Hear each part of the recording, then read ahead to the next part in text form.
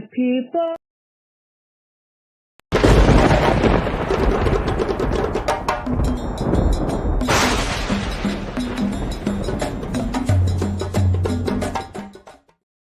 Black people, we've got to fight. Jean Petro, you see us. Oh, we've got to fight. Let's go fight. Oh, Black people, we've got to fight. Zumbi, you see us. Oh, we've got to fight. Let's go fight. Oh, Black people, we've got to fight. Yes, Santa, why you see us? Oh, we've got to fight. Let's go fight. Oh, Black people, we've got to fight. Bookman, you see us. Oh, we've got to fight. Let's go fight. Oh.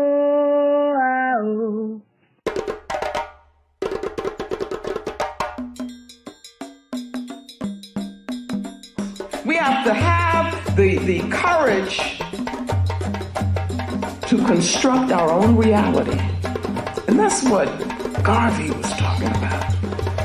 Because he said he looked around, he didn't see what he thought should be there, and so what did he do? He didn't get depressed about it. He didn't get defeated about it. He said, I'm gonna build the government that we need to have. Woo. Where do you get that kind of boldness from? So we gotta go all the way back to Garvey, who said he would come again. He said he would be here with us, no matter how long it took. And I'm telling you that the way he comes back is in our work. Not honoring him in words, pomp and all of that stuff, but honoring him through doing what he did. How many of us have the courage to do that? The man took on the world for us and in our name. And then we come to Solidarité. And in this presentation of the paradigm, I'm going to make this like what it is we want to reach. So Solidarité is translated clear word in Dogana language. And I use it to mean that here we gain understanding. This is sight with understanding. And it is seeing beyond what just we think we see with this physical thing. It's seeing beyond that. And so we gain vision, because that's what vision is. With vision, you've got to be able to use the imagination informed by the African spirit. And Brother Amos, who I work very closely with, was a good friend of mine. He taught me, and he would talk about imagination. Image a nation. Do you see? But that's got to be part of vision. To be a visionary, you got to see beyond this box here. You got to see beyond the ma'afa. You got to see what is it that our people rightfully should have, and that's what Garvey did. Garvey had a vision.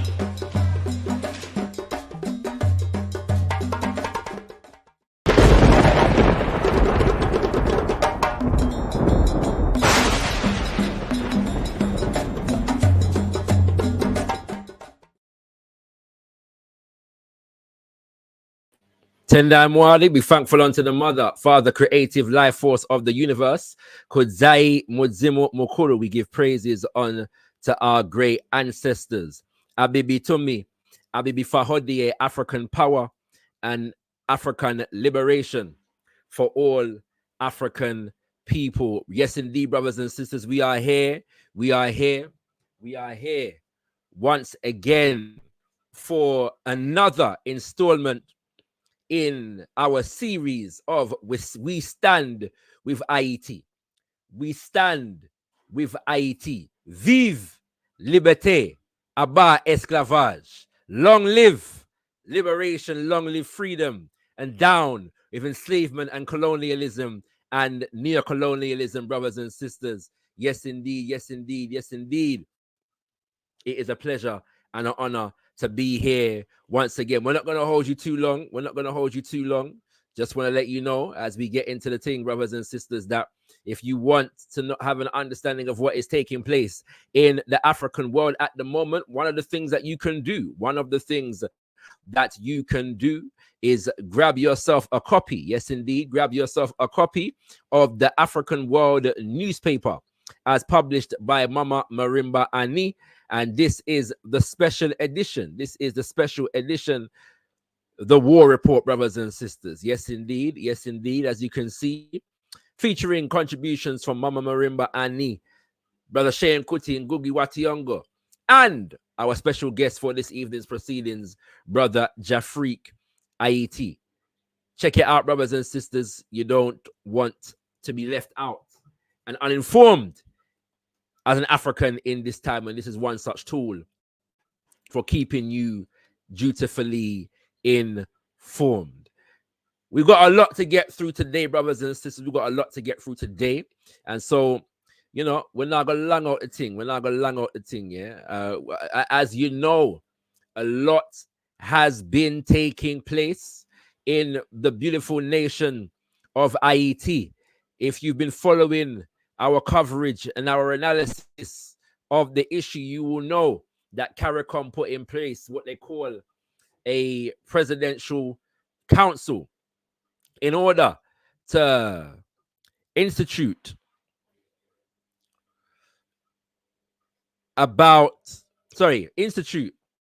a transitional government in Haiti. Yes, brothers and sisters, yeah.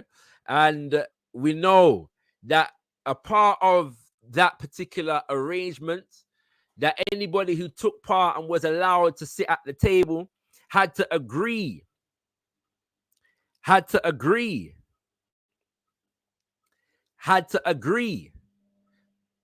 to the UN or multinational security support mission that was being funded by the United States of America and supposedly led by police officers from Kenya.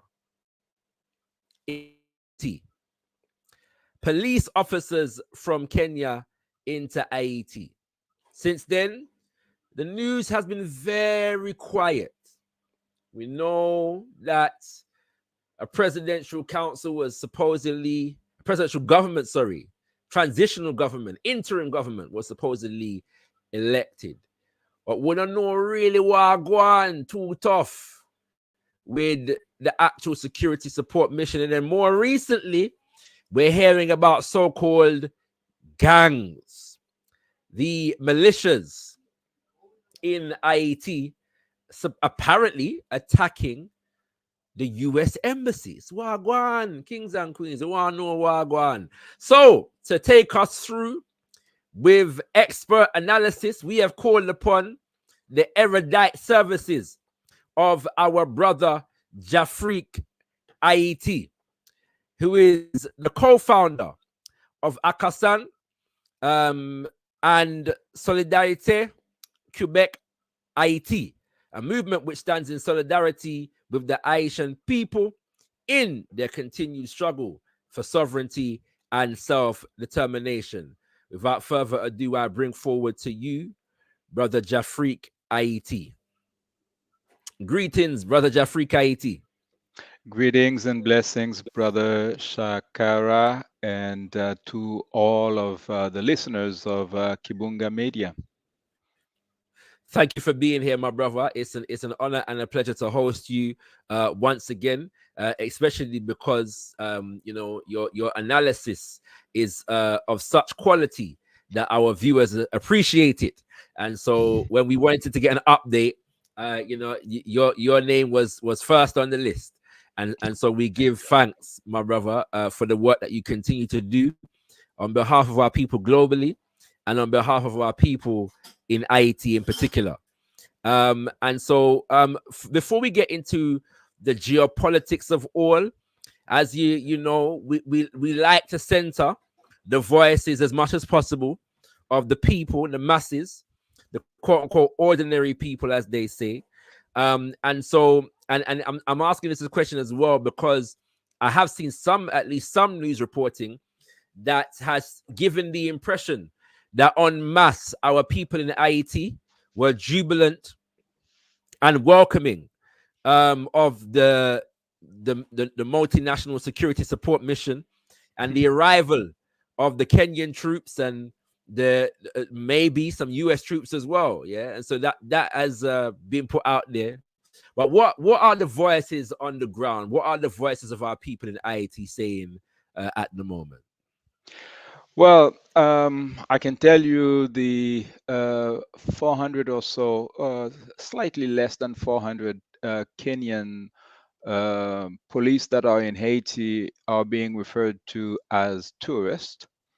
And they were complemented by a dozen or so from Jamaica, a ridiculous number, I think six from the Bahamas. Clearly, uh, for those who had, because you are absolutely right, there were a few people who were gullible enough to believe that um, the mess that has been created in Haiti by imperialism is something that imperialists themselves are willing to fund to undo Mm-hmm. using soldiers or police from Kenya, Jamaica, etc. This idea itself does not stand on any logic. However, the facts now, after several months, because they've been there since June, has proven that they have not made a difference. In fact, the terrorists that people are calling gangs in Haiti have gained new territory, and they have not relinquished the territories that they already had. But like believe I said in the last program, this is a setup. You will soon hear people criticizing the Kenyans, saying that they're not professional enough. Sooner or later, there are going to be evidence of sexual abuse and all kinds of stuff like that, which always happens with Of these course. foreign interventions.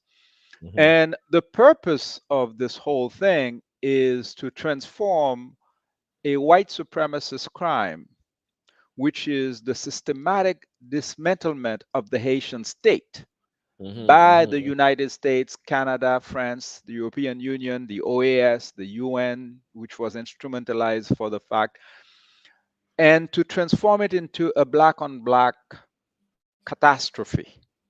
Mm-hmm. Okay, and so this is the spectacle that is being set up here.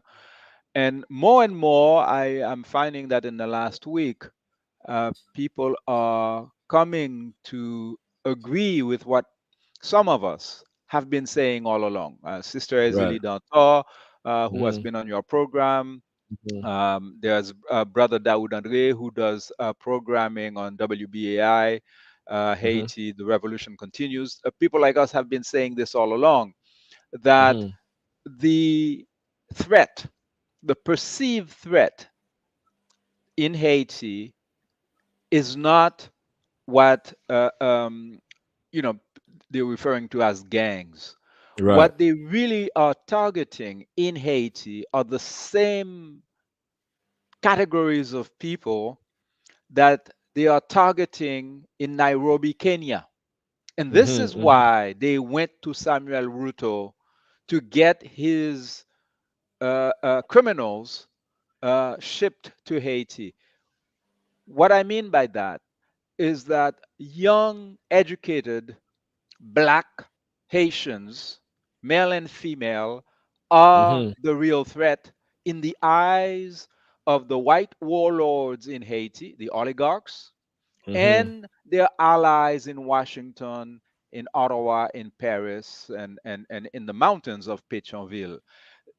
The reason why they felt it necessary to go to Africa this time, I mean, there may be other reasons, like such as they're testing a new model of imperialism, but it was clear that the last time they had a UN mission in Haiti that they called peacekeeping, it turned out to be a disaster.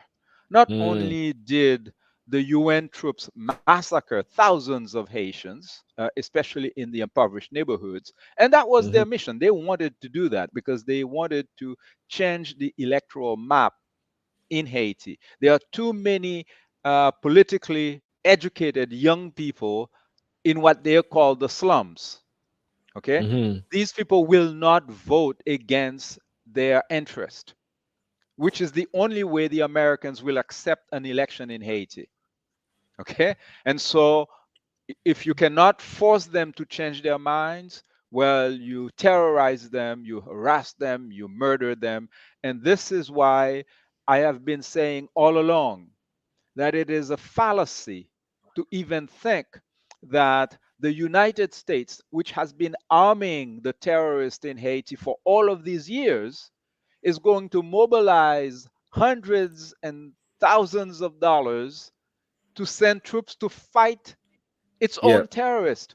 that's right. And so the latest of this week is that the US ambassador to Haiti, Dennis Hankins, did a TV interview where live he said that yes, he they have um, continuous conversations with the gangs from time to time, but he says it's not for any other reason but to ensure the security of our staff in the embassy.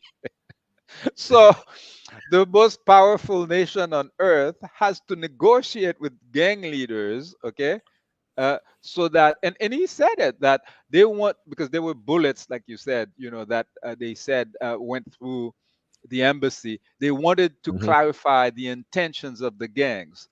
So Right. basically they went in and asked them, were you trying to shoot us, or was that intended for black Haitians, and it just so happened they were just verifying their instructions to their gangs, right? Of You course. guys Of course. know you're not supposed to shoot at white people. Anyway, Right. so, Right. Right. Right. so Okay. apparently he's satisfied with the answer they gave him, I guess. I guess. My brother, we're going to come back to that issue shortly. Before I go any further, though, I do need to big up. I didn't neglect to shout out the people in the chat. Yeah, so I'm going to do that quickly. But I do want to highlight, brothers and sisters, the fact that one of our sisters, yeah, Unduku, who is the host of a show and a channel called Kumbukeni. Yeah, Kumbukeni is with us, and so I want to big her up because I'm an avid viewer of the works that is being done at Kumbukeni. And so if you are not subscribed to Kumbukeni, please, yeah, make sure that you subscribe to Kumbukeni, brothers and sisters. They're doing some beautiful work over there, and no doubt we'll be linking up and collaborating at some point in the not too distant future. Yeah, but get to know our sister and her work. She's a very, very powerful sister in our global African community, and so we're just honored for your presence here, my sister. Thank you for being with us for as much and as long as you will be here with us. Yeah, we appreciate and love you. I'm bigging up everybody else in the chat. You know what I'm saying? Bigging up everybody else in the chat. Anthony McPhail in the building. Melaman is in the building. Reparation Nation is in the building. Big up all silent viewers. and listeners. Big up Melanated Goddess in the building also, and everyone we are tuning right here now. We give thanks for your presence, yeah, and it's going to be a very, very important show. Brother Jafrikayiti, a few months ago, and by the way, I should also let the viewers know that we did, in fact, invite our good brother, David Commission, yeah, Barbados ambassador to CARICOM, who joined us a few months ago to join us again for this show. He declined because he basically felt that the voices that needed to be heard were Haitian voices, and that once the interim government was in place, that CARICOM's role was simply to support that government, yeah. And so he didn't want to take up space, effectively, that he felt that the Haitian people, whether in Haiti or in the diaspora, should be speaking, yeah. So I just want to let people know that, because we were going to get a perspective from CARICOM on the implementation, or we did seek a perspective, I should say, from CARICOM on the implementation of the council and how they think things are going. But we're not, unfortunately, not going to get that today. We will get an analysis of the same, yeah. And so I want to begin, my brother, by asking you about that process, yeah. So we know that variously, Edgard Gardy LeBlanc Fils is, depending on who you speak to, the interim president and or the head of the council, okay? And both terminologies have been used, although I've heard differing perspective on whether the term interim president or is appropriate or not. And then we're hearing that the prime minister is Gary Conil, yeah? And we're also hearing that there's contention in the ranks of the presidential council, because some members of the presidential council have been charged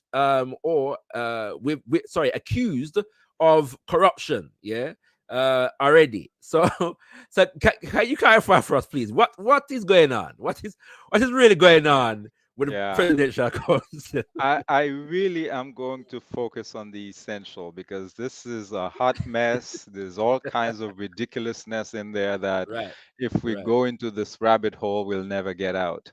Okay, so first of all, it is not Edgar Leblanc, because the creative folks who sat down and decided this is how we're going to fix Haiti this time around, decided that instead of having a president who is the head of state in Haiti, and an elected president, and a prime minister who is the head of government, who runs the day-to-day activities of government based on what the president, the executive, like, so it's a two-headed executive. Instead of having just those two people, the folks who met in Jamaica under, and we need to admit that, okay, and unfortunately brother David Commission is not here, but we know full well that this meeting was organized and paid for by the United States and Canada. So it was the white man running the show and having, unfortunately, I must say it like that, they're black boys and girls, you know, at the table, you know, playing the game. And what they came up with is that now they're going to give Haiti a 9-headed presidency. So instead of one president, you're going to have 9 people with the title of a member of the Transitional Presidential Council. So their effective title is presidential counselor. Right. But together, they have the powers of the president or the head of state. Now, these 9 people are supposed to weigh their power and responsibilities with that of a prime minister who they supposedly chose through an electoral process, like a limited electoral process, not a national. It's the parties that were nominating people, and then they did interviews and they decided that, okay, Gary Coney is going to be the prime minister and he's going to run the government with a set of ministers. This is a recipe for disaster, okay? Because first of all, those 9 people were selected on the basis that the various political parties in Haiti that were contesting power all of these decades. Okay, some of them completely created, manufactured by the United States. People Of who course. don't, like, their own wives don't vote for them. Okay, when there's a real election. No, I'm serious. I mean, it sounds like a joke, but some Haitians were saying, like, what is this fool doing at a table negotiating who's going to be the Right. president of Haiti? They don't have Right. any Yeah. support. Mm. But what is the game that's really being played for the past 20 years? Mm. The policy design from Washington and unfortunately from Canada as well is that Mm. Lavalas occupies too much of the space, the political space in Haiti. Base. And Yes. so Yes. there has been a process of leveling the political playing field, and they Right. went to great lengths to demonize. They even said they were going to bring President Aristide to court, accusing him Yeah. of all kinds of stuff, and none of that worked. Nothing stick. So now, So sorry, Brother Jafrikayiti. I don't want to lose anybody watching, yeah. And I'm just conscious of that people coming at different levels. So just for a brief yes, explanation, Family Lavalas is the political party, which is the most popular political party in Haiti, and is widely considered to be the political party that is representative of the will of the masses, yeah, of the that's right. majority of the Haitian people. It was famously led by Brother Jean-Bertrand Aristide, who is a former president of Haiti who was ousted from power twice at the hands Twice. of the American government, and has been disallowed from effective or marginalized effectively from taking any significant part in the politics of Haiti ever since. So that's a That's right. brief explanation of Lavalas. I just wanted to give that Yes. for people So that may not be the aware. Yeah, go first, ahead. like, presidential terms in Haiti are 5 years. Yes. So his first presidential term was won at an election in December 16th, 1990. It Yep. lasted 7 months. The That's right. CIA organized a coup that was Papa Bush. Mm-hmm. In 2000, he was re-elected. He Mm-hmm. lasted 3 years, Yep. and Baby Bush organized that coup. So That's good. Aristide never had a chance, an opportunity to finish a mandate in Haiti. And Mm-hmm. absolutely, you're right. When he was ousted, the United States, Canada, the OAS intervened to make Mm-hmm. sure that the party is actually stopped from Mm-hmm. participating in the fake elections they organized, because they Organized, yeah. admitted that if there's a fair election, Lavalas is going to Mm-hmm. win again. So now, Mm-hmm. what they did, now I remind you, these terrorists that they're calling gangs have Mm-hmm. encircled Port-au-Prince. And one of the strategic areas of the country that they have encircled, okay, Mm-hmm. is very near the US Embassy. There's like a set of gangs that are right across from the US Embassy, which happens to also be right beside the Aristide University. Okay. Okay? Okay. So you need to Okay. understand, when the US ambassador had to go online, I believe yesterday, to, to, Right. to, to say that there's a picture circulating around the world on cyberspace of him Mm-hmm. seated with Jimmy Cherizier Barbecue, Mm-hmm. who Mm-hmm. is supposedly a wanted fugitive since January 31st, 2020. That's it. Yeah. He had to say that this is a fake picture. I mean, looking at it, you cannot tell whether it was Mm-hmm. photoshopped or not. Yeah. But the Mm-hmm. point is, he himself was on TV saying that they have regular communication with the gangs. And Mm-hmm. Barbecue was bragging as early as October 2nd that he Mm-hmm. has attended meetings at the US Embassy, and police Mm-hmm. officers were stunned when they Yep. realized that it was him going into the US Embassy. Meanwhile, there is an arrest warrant to his name. His name is on the Mm-hmm. UN list of people that they're looking for. So essentially, what this transitional presidential council is 9 people. 7 of them have the right to vote.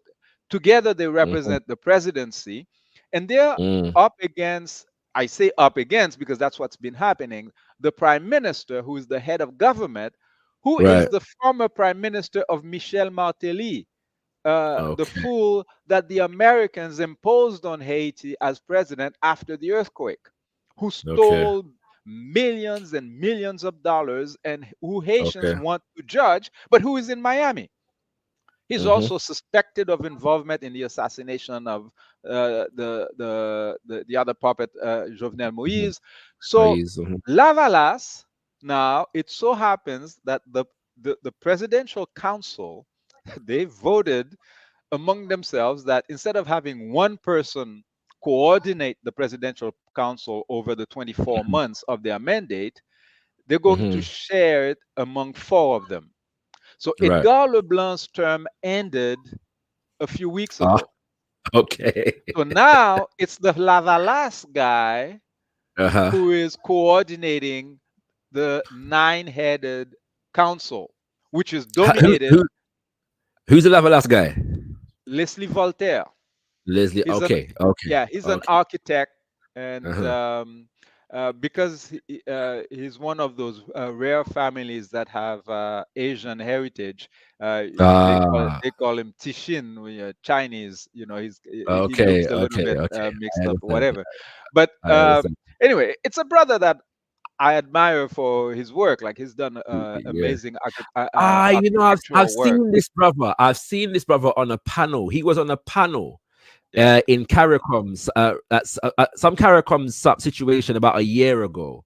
yeah, I believe, yes, I know who this brother is. Yeah. Go ahead. yeah. Yeah. But When you said the, architect, that's what it brought home to me. Yeah. it's a weird thing Yeah. because now, because Lavalas and many of us have criticized Lavalas for even accepting to play Yes. along and be part of Yes. this thing, okay, and we've been Yes. vocal about it, because Yes. what they'll do by having one Lavalas person there, Yeah. one person Yes. from Montana who's also Fritz Jean, who is, seen as a more or less honest guy, but they're Yes. outnumbered Yeah. by folks who are linked to PHTK and whose Mm-hmm. reputation is negative. And so, Mm-hmm. the head of state, represented Mm-hmm. by 7 voting people plus 2 others who Mm-hmm. can't from civil society, now they are in a tug of war Yeah. with the head of government, Gary Yeah. Coney. And Right. Gary Coney Right. came right from Washington. He's a Right. former employee of the UN and all of Mm-hmm. that. So that means Mm-hmm. he's their boy. They were. Mm-hmm. Okay. Mm-hmm. And so when Mm-hmm. he presented himself in Haiti, he presented himself as, well, you have no choice but to select me because Mm-hmm. I'm the one the Americans want. And Right. given that these folks are not a solid, homogeneous Group. group, Right. Mm-hmm. okay, they're It's easy for always, him to do that. Yeah. it's Mm-hmm. easy for him. And so now Yeah. he's been playing head of state. So he goes to the Right. meeting when, and he tries to substitute himself to Edgar Leblanc at the time, who Right. was Right. so Yeah. he went before Edgar Leblanc, organized Right. meetings with Lula, Yeah. like head of state, because the head of government in Haiti is not supposed to be dealing with things having to do with international Affairs. Yeah. negotiations, etc., unless Uh-huh. if he is invited by Mm-hmm. the head of state. But anyway, so Right. that's the nature of the infighting. But underneath all of that is really a struggle between the PHTK regime that has been in power for the past 20 years and Mm-hmm. Lavalas, which is trying to make a return. And so now Okay. Leslie Voltaire is nominally the head Okay. of state. Right. Okay. But to make it more interesting, Yes. among the 7 who compose the head of state, there are 3 Yes. of them who've been Yes. caught Right. in a major scandal trying to bribe the person who is the head of the National Bank of Government. Credit. Yes. Yes. Okay, Yes. it's a Yes. state-run bank, and it's Bank. a Yeah. major scandal. The entity, the ULCC, the unit that is supposed to be fighting against corruption, Mm-hmm. said that they should be removed and tried, and Yeah. they're supposed to be seeing judges next week. So a lot of Sorry, my brother, ridiculousness happening. just to give our viewers an understanding of what you're referring to here. This is Emmanuel Vertelier, Louis Gerald Giles, or how you spell it? How you pronounce that in Gilles. Gilles, Uh-huh. and Smith Augustine. Yeah. That's right. And they are accused of demanding payments of nearly $800,000, yeah, from the manager of the state-owned National Credit Bank. Yeah, so they're accused of trying to engage, in some corruption.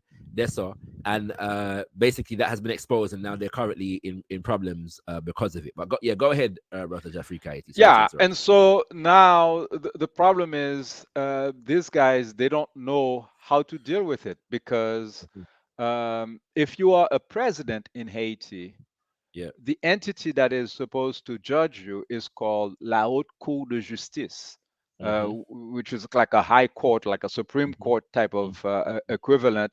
And in Haiti, it is members of the legislature, the Senate, uh, and judges that are supposed to come together to organize that. There is no Senate because the Right. Pt6 regime that the Americans have put in place had done such a good job of Yes. what Yes. their Yes. mandate was of Mm. completely destroying the Devastating. state Yeah. apparatus in Haiti. There's no one to Right. judge them.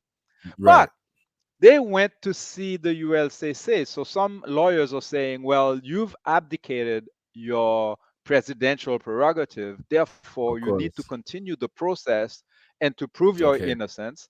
And in fact, there is an early admission of guilt here by the fact that Smith Augustin was supposed Mhm. to be the second person to coordinate the council, according to the first decision that was made a few Okay. months ago. But Okay. because of this scandal, part of the negotiation was that okay, I'm not going to coordinate anymore, so he Right. relinquishes that position, as well as Louis Gérard Gilles, who was supposed to Yeah. also do that. So Mhm. it's a hot mess. The end Right. result is that what the United States and Canada and France wanted to do, they have Hmm. achieved. In other words, now many Haitians are targeting their anger to these thieves. Right. Right. But we Right. always knew they were thieves. We said we Yeah. don't Of course. want Of any of course. these people Of course. in Of course. government. The Of statement course. in Haiti, in all of those demonstrations of the past several years, has been Hmm. coupé fâché. That is, Hmm. to completely sever all Yes. Yes. ties with Yes. PHTK, to put Yes. that regime out of business so that we can, work with Yeah. non-corrupt Haitians. But the United Hmm. States doesn't want that because if you Hmm. do the investigation on the crimes, the financial Hmm. crimes that they've committed, or even the kidnapping crimes, there's no way you Hmm. can do an honest investigation of these things to not Hmm. end up in Miami. Hmm. Okay, Hmm. and you're Hmm. going to find Haitian criminals Hmm. within the political class, Hmm. close to Michel Martelly, PHTK. But remember, Hmm. it was Hillary and Bill Clinton who put Hmm. Martelly there, Martelly, Hmm. Lamont, and all of these guys. So Hmm. you're probably going to end up with the Clintons Hmm. being accused. They don't want that. Yep. Okay, Let's not breeze past Biggio and the rest of them in Bijo, say, well, right. Aped. That's Yes. right. And it's You not know a what I'm saying? coincidence that many of these major criminals for the longest Hmm. time lived happily in Miami In while they're Miami. supposedly looking for them. And so Hmm. now you have a parallel, just like Mm. the United States claims to put $2 million as a reward for anybody who gives them information on how to apprehend Vitellum Innocent, who is one of Yeah. the terrorists or gang leaders. Hmm. Hmm. Meanwhile, this guy is going to church on Sunday. He's on the pulpit singing with the pastor, okay, right near the U.S. Embassy. All right, Yeah. but Yeah. they're looking. Yeah. You know where they put those posters, those large billboards looking for Bitelom Innocent in Miami. Mm. So he's in Mm. Haiti. They're looking for him in Miami. Okay, Hmm. it's Hmm. just like barbecue that has this arrest warrant on him for the past 4 years. Supposedly he's saying he's been going to meetings at the U.S. Embassy. So the Hmm. reality is the forces of repression that the elites and the oligarchs in Haiti and in the United States have always used to keep the black masses in check, Yeah. Yeah. they don't comprise only of regularly uniformed police officers and the so-called Haitian Mm, army, which is an mm, aberration. This thing doesn't really exist. Okay, like about mhm. 500 or so criminals. Sorry, Yes. they're not necessarily all criminals, but it's not a real army. We know what an army Yes. is. Of So, course. but in addition to that, they substitute those regular forces from time to time with irregular forces. That's what Okay. the so-called gangs are. The role, Okay. if you look at the record, you cannot find any moment in time where the behavior, the actual behavior, I'm not talking about the speech, of Jimmy Cherizier barbecue was Hmm. misaligned with US policy in Haiti. Right. He Right. always Right. was doing whatever the Americans No, wanted. no, this is an important point because there are some who are trying to paint barbecue as a revolutionary or at least a Mhm. revolutionary in the making. Some have Yeah, declared him as such, yeah. And so what you're saying to us clearly is that if you study his behavior, there has never been a point when his behavior is not aligned with U.S. interests. You're saying that categorically. clearly, clearly. Listen, Okay. it even Go went ahead. to symbolism. Okay, it's only Mhm. recently that barbecue started walking around with a Che Guevara beret. Okay, and that was gifted to him from his three white sponsors Right. who are in New York and Canada. Yes. Okay, Yes. Yes. before that, he used to go around with a U.S. flag all over Right. his Right. chest, Right. and that's not a Right. Photoshop. That's how he used to walk Yes. around. And and Yes. and even some of the police stations that they take over, his gang, they put a U.S. flag on a Haitian police station. That's a clear message, okay? And Yes. Yes. they've Yes. never brutalized anybody who is clearly American, especially white American. Like Right. whiteness has been told to them, Mm-hmm. it's sacred. You don't hit white people, and Mm, as long as mm, you don't do that, um, we'll be fine. You'll continue to get your weapons, and of course, the U.S. says all kinds of menacing things about barbecue, but that has always mhm. been the case with Haitian history. Like we always said, barbecue. There's no creativity in the way they're managing him. It's the way they managed Guy Philippe before him in 2004. It's the Mhm, way they manage Emmanuel Toto Constant mhm. in 93, 94. People can Yeah, research Google that. those names. Yes, yes, yes, yes. There's an American military.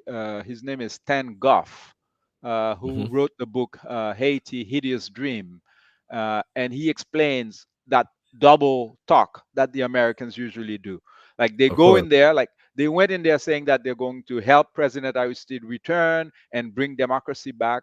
Meanwhile, when they get there, their main objective was to protect the paramilitary criminals that the CIA had created to Created, yeah. harass the supporters of Aristide. And while Mhm, Aristide was back as president with mm, the help of mhm, Clinton, mhm. the the supporters of Aristide were getting killed. And Killed, so people yes, yes, were saying, well, what's going on here? Well, yeah, and yeah. Aristide got very angry. He did one of those speeches where he was saying, no, you guys promised disarmament. How Yes, come yes, you're yes. not disarming, My God. Yeah, the ab- paramilitaries? absolutely. Because they don't want to leave the island without a repressive force that is under US control, Yeah. that is there to protect the oligarchs, the criminal oligarchs. My brother, if I'm not mistaken, that speech from Aristide that you just referenced is it's available to watch in full. Am I not mistaken? Am I mistaken Yes, about that? it's Right. available on YouTube and it's from To watch in full. 1995. Right. You know what I'm thinking is that I'm gonna try and do a full English translation, yeah, Hmm. of that speech. I don't believe that exists, yeah. So I'm Probably going to not. do a I right. don't think I've seen it. So I'm gonna do a full. I'm gonna try and facilitate a full English translation of that speech, Yeah. because I think one of the things that happens with an issue like Ayiti is that the language barrier Yes, absolutely.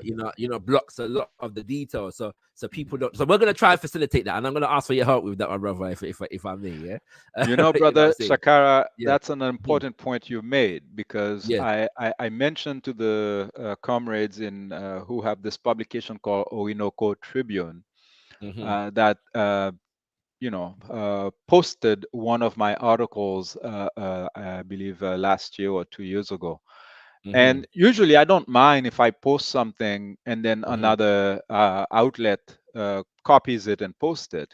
Right. Uh, but what I noticed when I was referencing another article, I found that they had left out precisely the sentence where I criticized barbecue and linked Right. him to PHTK.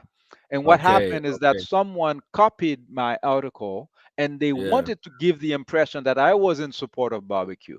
And Barbecue. Yeah. instead Yeah. of the Yeah. Yeah. sentence where I Yeah. Yeah. criticize him, they Right. plug in an advertisement for the video that Kim Ives and Dan Cohen has been peddling for all of these years. Okay? Okay. Okay. Now that's Okay. mischievous. Now, Yes. Yes. Yes. to their credit, once Orinoco Tribune was aware of that, and I made Right. very clear to them that no, you cannot falsify my Yeah. text. That's not what I wrote. Yes. And in fact, I Yes. was lucky that the text was also published on Black Agenda Report, which published it Right. exactly as I had submitted it. And so they Absolutely. were able to verify. And now, if you go Absolutely. on that article, I think it's a message that I sent to our brothers and sisters in CARICOM, uh, Right. uh, basically saying, who supports Yeah. Yeah. Yeah. invasion in Haiti, Yeah. and that's still online. So the language barrier is important, and that's what you'll see when they've mobilized Dan Cohen and Kim Eyes and this other guy, young guy who doesn't even Mm, understand Creole in Canada. What they mm-hmm. do, they publish all of their barbecue propaganda in English. So In it's English. Yeah. targeting Yeah. the Yeah. English Right. community. But Unity. Yeah. us Haitians who speak Creole, we have Right. plenty Yeah. of evidence of Absolutely. not only the victims of barbecue, but barbecue Absolutely. himself. The fool Yes. has Yes. been Yes. Yes. saying Yes. all along that he and the Right. Americans are like that. Okay. Right. So Right. Right. Right. Right. language is important. And that's why I never say no to invitations to interviews if I have the time. Absolutely. And, Yes. Yes. and Yes. some of our brothers, we're not many, but, Mm-hmm. there should be no excuse for Mm, people to, mm, for instance, it's insulting. Like, why mm, invite a white man to tell you about what's going on in Haiti, where like mm. plenty of male and Right. female Haitians who speak English you can invite? Like, Yes. Yes. Yes. Yes. Yes. have you seen how many Africans have you seen a Yeah. CNN interview about the crisis in Paris? Have you seen that? Have you ever seen that? I've never seen that. No, my brother. In fact, we're experiencing. I'm sorry to go off the point, listeners, but you understand why we're experiencing this at the moment because of the Chagom, the Commonwealth heads of government conference summit in Samoa at the moment, and the Okay. fact that the CARICOM heads of state want to put reparations on the agenda. Hmm. And so right now you're seeing, like it's like the British media went to find every anti-reparations blackface they can find, yeah, Uh-huh. right, to Uh-huh. put them in front of the camera and tell us why why reparations shouldn't be on the agenda for the conference. Some of No, these people, man. I haven't seen them on TV for years, or a year or two, and suddenly they're all over the Oh, multiple different shows, they know right? where to find them. Exactly. But the interesting thing is that the people, the brothers and sisters, yeah, themselves, they must also understand, yeah, they're calling me to play this role right about now, and Oh, they have but decided to play it. You know what I'm saying? they know, They know. Of and course they that's the know. problem. Like, we Mhm. do have many among our communities who are too willing to Yes, play, in the minstrel show, and they of course. stay to the part that is assigned to them, Of course. and we shouldn't be kind to them either, Yes, because sir. this is not an intellectual conversation. Like, as we're Mm-hmm. having this conversation here in the neighborhood of Solino, Hmm. young men and women are getting killed, and they're Yes, getting sir. killed by barbecues gang. Yes, And sir. they had announced this is what they were going to do, because Yes, the sir. problem is you cannot win an election in Haiti if you don't win Cité Soleil. Okay, Cité Hmm. Soleil is the big, Hmm. popular neighborhood that these people usually call slums, but really, Hmm. Hmm.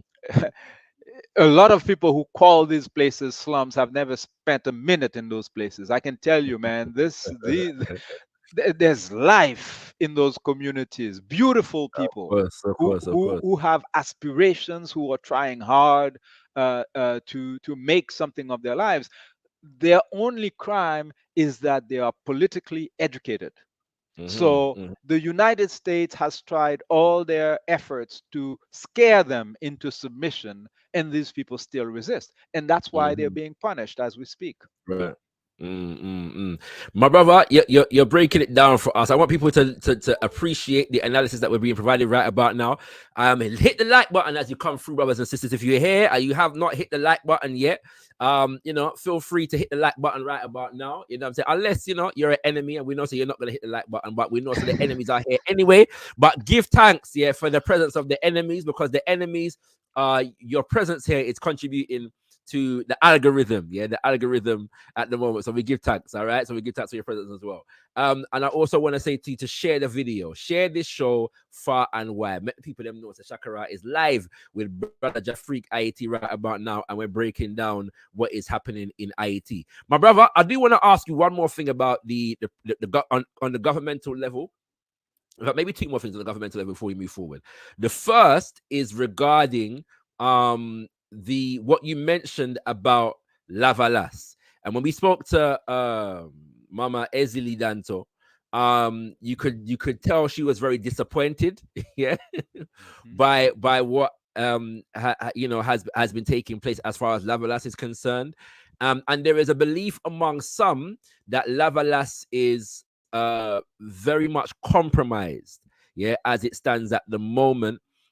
Either they have compromised some of their better held values for the sake of a seat at the table, or on the other end of that spectrum, they're trying to play the strategic game for the benefit of the people in the long run. Where do you stand in relation to that analysis? I was commenting on that the other day, and essentially what I said is that Haiti now needs a set of radical leaders who are willing to cut and sever all ties Okay. with the blanc malveillant. Mm-hmm. The people I call the blanc malveillant, the direct translation of blanc malveillant in English would be wicked whites. And like, people get startled when they hear that. Well, it's to make the distinction between the wicked ones and the non-wicked ones. Okay, so if you're non-wicked one, you should be happy that I'm using the word wicked, No because it problem. makes No problem. Yeah. it makes the distinction, because Point it's taken. not international community. It's Mm-hmm. giving up to their narcissistic folly when we That's right. term the United States, Canada, France, Of whatever, course. The international international community. community. Of Okay, the course. Of course. international community comprised of hundreds of countries. Of Clearly, course. it's not Bangladesh, it's not Ethiopia, it's not Of course. China that is causing the mess in Haiti. Of So course. the blanc malveillants have created, and it's white terrorism. That's what's happening in Haiti. Mm-hmm. Okay, the same reason Mm-hmm. why they're attacking Palestine is the same reason they're Mm-hmm. attacking Haiti or the Congo. Mm-hmm. And Mm-hmm. so what we need right now is a number of leaders in the Caribbean and in Haiti as well to Mm-hmm. rise and help our people completely give ourselves some space to take care Mm-hmm. of our business and build our society in full independence of white power. Now, Mm. Lavalas never ran a campaign on such a platform. On such right. Point taken. Point taken. Unfortunately, I find many of our brothers and sisters, people who are my comrades in all Mm. kinds of demonstrations, who somehow are demanding Lavalas to do these things. But Right. this is not their They've platform. never done that. The Absolutely. best that we have in Haiti today is a Mm-hmm. moderate leader, Jean-Bertrand Aristide. And Mm-hmm. even that is considered too radical Too for the radical. enemy to even comprehend and deal with. Okay? Point taken. That's Point that's our taken. reality. And Yeah. it's Yeah. not Yeah. something that's that only happened in Haiti. You look at what No. No. happened Of in course. South Of course. Africa. Okay? Yes. Of Those course. Of course. negotiations in 1993 Yes. Yes. with Yes. Nelson Mandela should not Yes. have Yes. ended how they ended. Yes. Yes. Yes. It's Yes. through Yes. compromise that we end up with a Absolutely. situation where all of the white criminals got away with their crimes, and Absolutely. Africans now have to work hard to try to gain some basic things that they were supposed to have all along.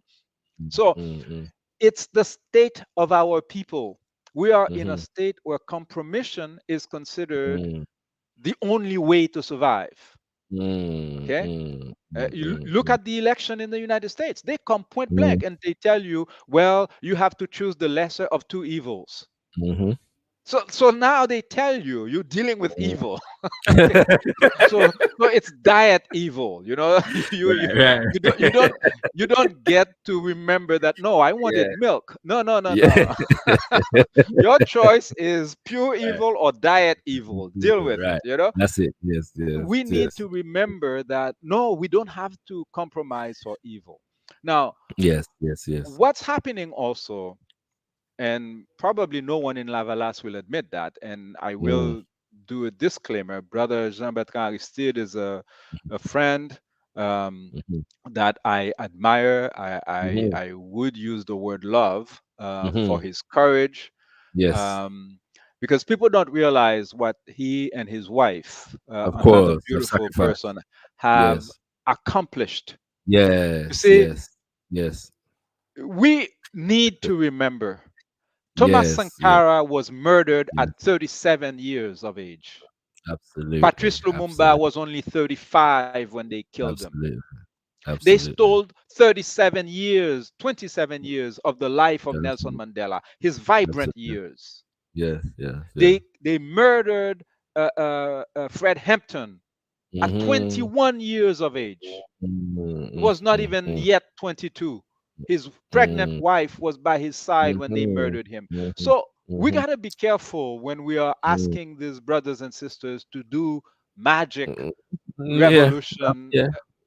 So what happened? President Aristide was in South Africa in exile for 7 years with his wife.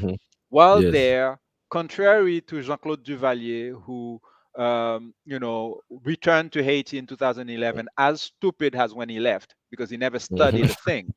Okay, President Aristide completed a doctorate. His wife and himself were teaching in university, and I had the privilege of traveling in the higher education space during my professional life, and I can tell you, South Africa has had some of the best universities in the world. I mean, in Africa, the best ones, and that's where Dr. Aristide was teaching and doing his doctorate. So.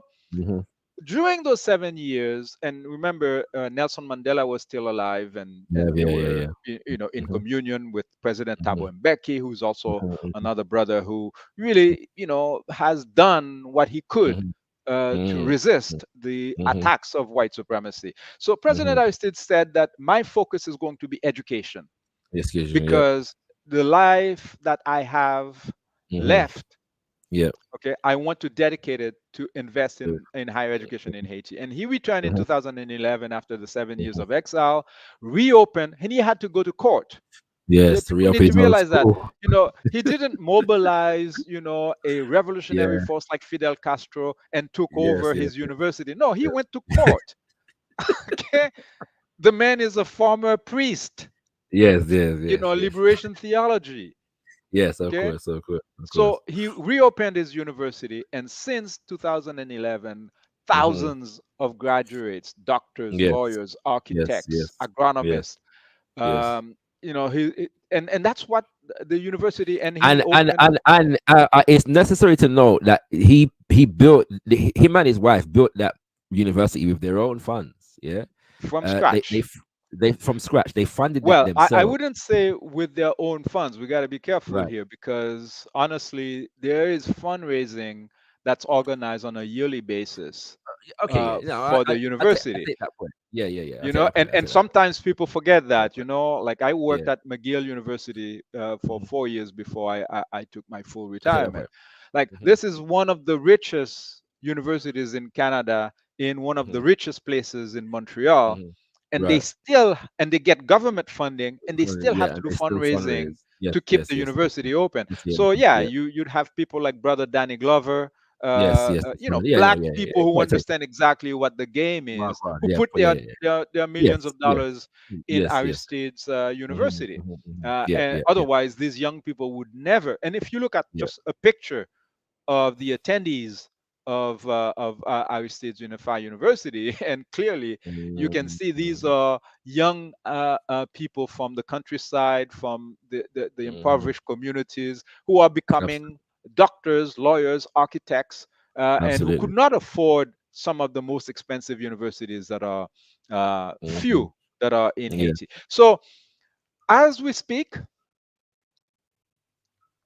I would be surprised if students who are now on campus at UNIFA are not threatened by the presence of Vitellum's terrorists across the Right. university. Right. I was watching on Sister Ezili Danto's channel on X a couple of days ago, images, videos of students at UNIFA who were running because the terrorists were shooting. Like, it's terrorism. They were Yeah. scaring Yeah. them. And this is not a coincidence. This is happening at the same time that the Lavalas person is supposed to be head Yeah. of. Yeah. Yeah. Yeah. Yeah. Yeah. Yeah. You Yeah. understand Yeah. what's going on? Yep. This Yep. is Yep. Haiti is a country that is currently kidnapped. Yes. Yes. So Yes. the kidnappers, okay, are negotiating ransom. So Yes. imagine Yes. President Aristide now and Mm-hmm. Lavalas say that, Mm. okay, well, now that we're leading the um, Presidential Electoral Council, we don't Mm. want the foreign troops to come anymore, Come which would anymore? be a Yeah. popular, which would be Yep. a popular move, okay? But it would Yes. be Yes. also suicidal, Suicidal. Yeah. No, okay? Because the I guy take your is point. not, he's not I really take in your point. power. Like I Yes. used to Yes. say, and some people at my radio station program the other day were saying, well, what's happening, Jean? I don't understand. Lavalas Mm, is in power. Say, no, mm, Lavalas is not in power. Okay, we know when mm. Lavalas is in power. This We is know in what a power. real president is in Haiti. Don't take this joke and Yes. try Yes. to, like, I understand, like I said, these people are politicians. I'm not a politician, Mhm, so I don't need mhm, to speak their mhm, language, mhm, but I mhm, can mhm, understand their predicament. mm. No, no, I get you, and you know, you're giving us a live example of what I is apparent to me when I study our history, and particularly our history of African leaders. You mentioned a number of names a minute ago, and oftentimes we look at their decision making outside of the context of Hmm. the circumstances that they're trying to negotiate, and the fact that there are people deliberately trying to sabotage everything that they're trying to do and create impossible situations for them to have to make decisions in. You see that the game when you study the history, you see the game being played, yeah, of the rocks and hard places between which our revolutionary movements are placed to make decisions in. And so you're giving us a very, very live example of that at the moment. But I do take your point. As much as we love Aristide and as much as we love Family Lavalas, uh, your call for an unequivocally revolutionary political force is well noted. Yeah, and I think that we need to take that in as a viewing audience. Before we move on to matters to do with the UN Security Council, sorry, Security Support Mission, let me also ask you, because there was a speech at the United Nations, yeah, Hmm. by LeBlanc Fields, yeah, Hmm. who was the former head of the Presidential Council. And in the speech, I got messages, and it was noted that LeBlanc Fields did make reference to the fact that Haiti has been lumbered with generations of debt as a result of Western imposition. And he also spoke about it in the context of quote unquote climate justice and so on. And went as far as to say that I'm not sure if he used the word reparation specifically, and I can't remember, but basically that some kind of recompense Hmm. needs to be made, and that an acknowledgement of the fact that that debt that Haiti was leveled with as a result, he said, of daring to be a black nation that freed itself from slavery. Acknowledgement needs to be made of the Hmm. fact that that was a criminal act, and so on and so forth. Should Yeah. we put much stock in the speech? of LeBlanc at the UN, or is that just, nice words, or is it, like you're saying, the good stuff, what I'm saying, but really ultimately not particularly revolutionary? How should we place LeBlanc Yeah. based upon, because So a lot of presidents wouldn't go and say something like that at a forum like the UN. So how should we consider his statements yeah. here? So the context is very important. So Leblanc Right. was reaching the end of his term, Mm-hmm. okay, when he Mm-hmm. went to the UN for this Okay. Right. meeting. Mm-hmm. And the term he used was restitution, Yeah. Yeah. restitution, Uh-huh. which Uh-huh. is the Uh-huh. term that Aristide coined and Yes. used in 2003 when he Yes. made the official Yes. demand that France returns the 21 Mm-hmm. billion at the time that Mm-hmm. he estimated it. Mm-hmm. And Mm-hmm. so, of course, this was a very popular speech. Um, Mm-hmm. he came out of that speech walking on clouds because there were people in Haiti who were saying, "Well, why should we have a rotation? Let's just keep him for Keep the it right, for the next right, so months and just right. do the 2 years with him." Okay, Mm-hmm. Mm-hmm. Mm-hmm. and unfortunately, I think he believed that also that this was a serious proposition. It's Okay. sad because Yeah. Edgar Leblanc is my elder, and I should speak with more respect for him. But unfortunately, brother, this was Yeah. just a repeat of the Aristide speech 20 years ago Ago. without Right. adding anything Mm. new. The Right. only thing Right. that you could consider new there is that he acknowledged that there is a more global reparations movement, Yes. and he suggested that Haiti is now going to work, with the global community Brutality. Yeah. Yeah. Yeah. He did. for Although, reparations. no, brother Jah, he did call out Menusta. I remember. I'm just remembering that Yes, he yes, did call out directly the impact of, and but he was very diplomatic how he did it. Possibly well-meaning, but yet still left devastating impact or effects on the masses of the people in Haiti or something like that. By the way, for yeah, those who are not aware, Menusta is the UN's mission to Haiti from about 2 decades ago. That began about yeah. 2 decades ago. That 2004 to Yeah, 2017. yes, what I'm saying, that left that devastated the nation, left cholera in the nation, left thousands of children as a result of sexual abuse. Yeah, In the nation as well, and all kinds of different atrocities were committed by that particular UN presence in Haiti. So he did make with reference to that as well. Yeah. with also a major stain in the relations between progressives in Haiti Hmm. Hmm. and Latin America, because it was Right. Right. Brazil under Lula Hmm.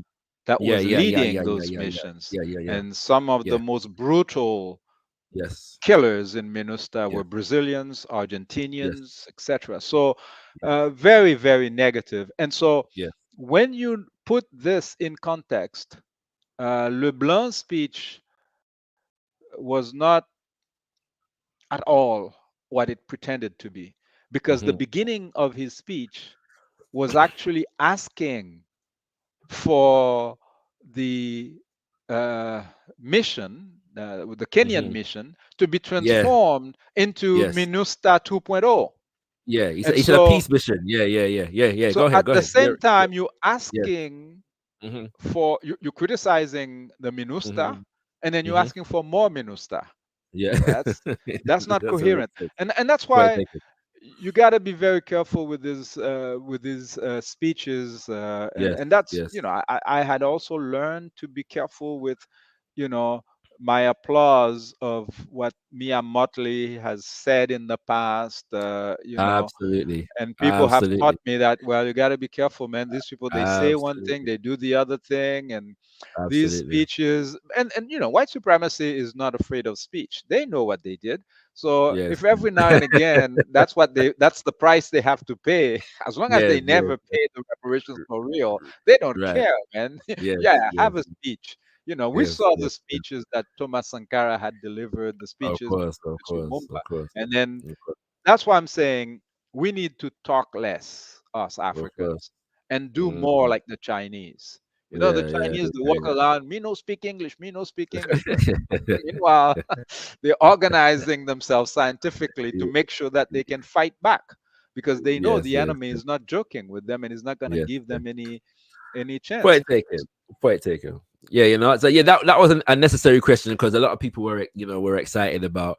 And but we we've had some great leaders. Sorry, great speeches from leaders at the UN, brothers and sisters. If only all of those speeches translated, you know, into actual Yeah, I organization mean, I mean, and resistance brother to the nation.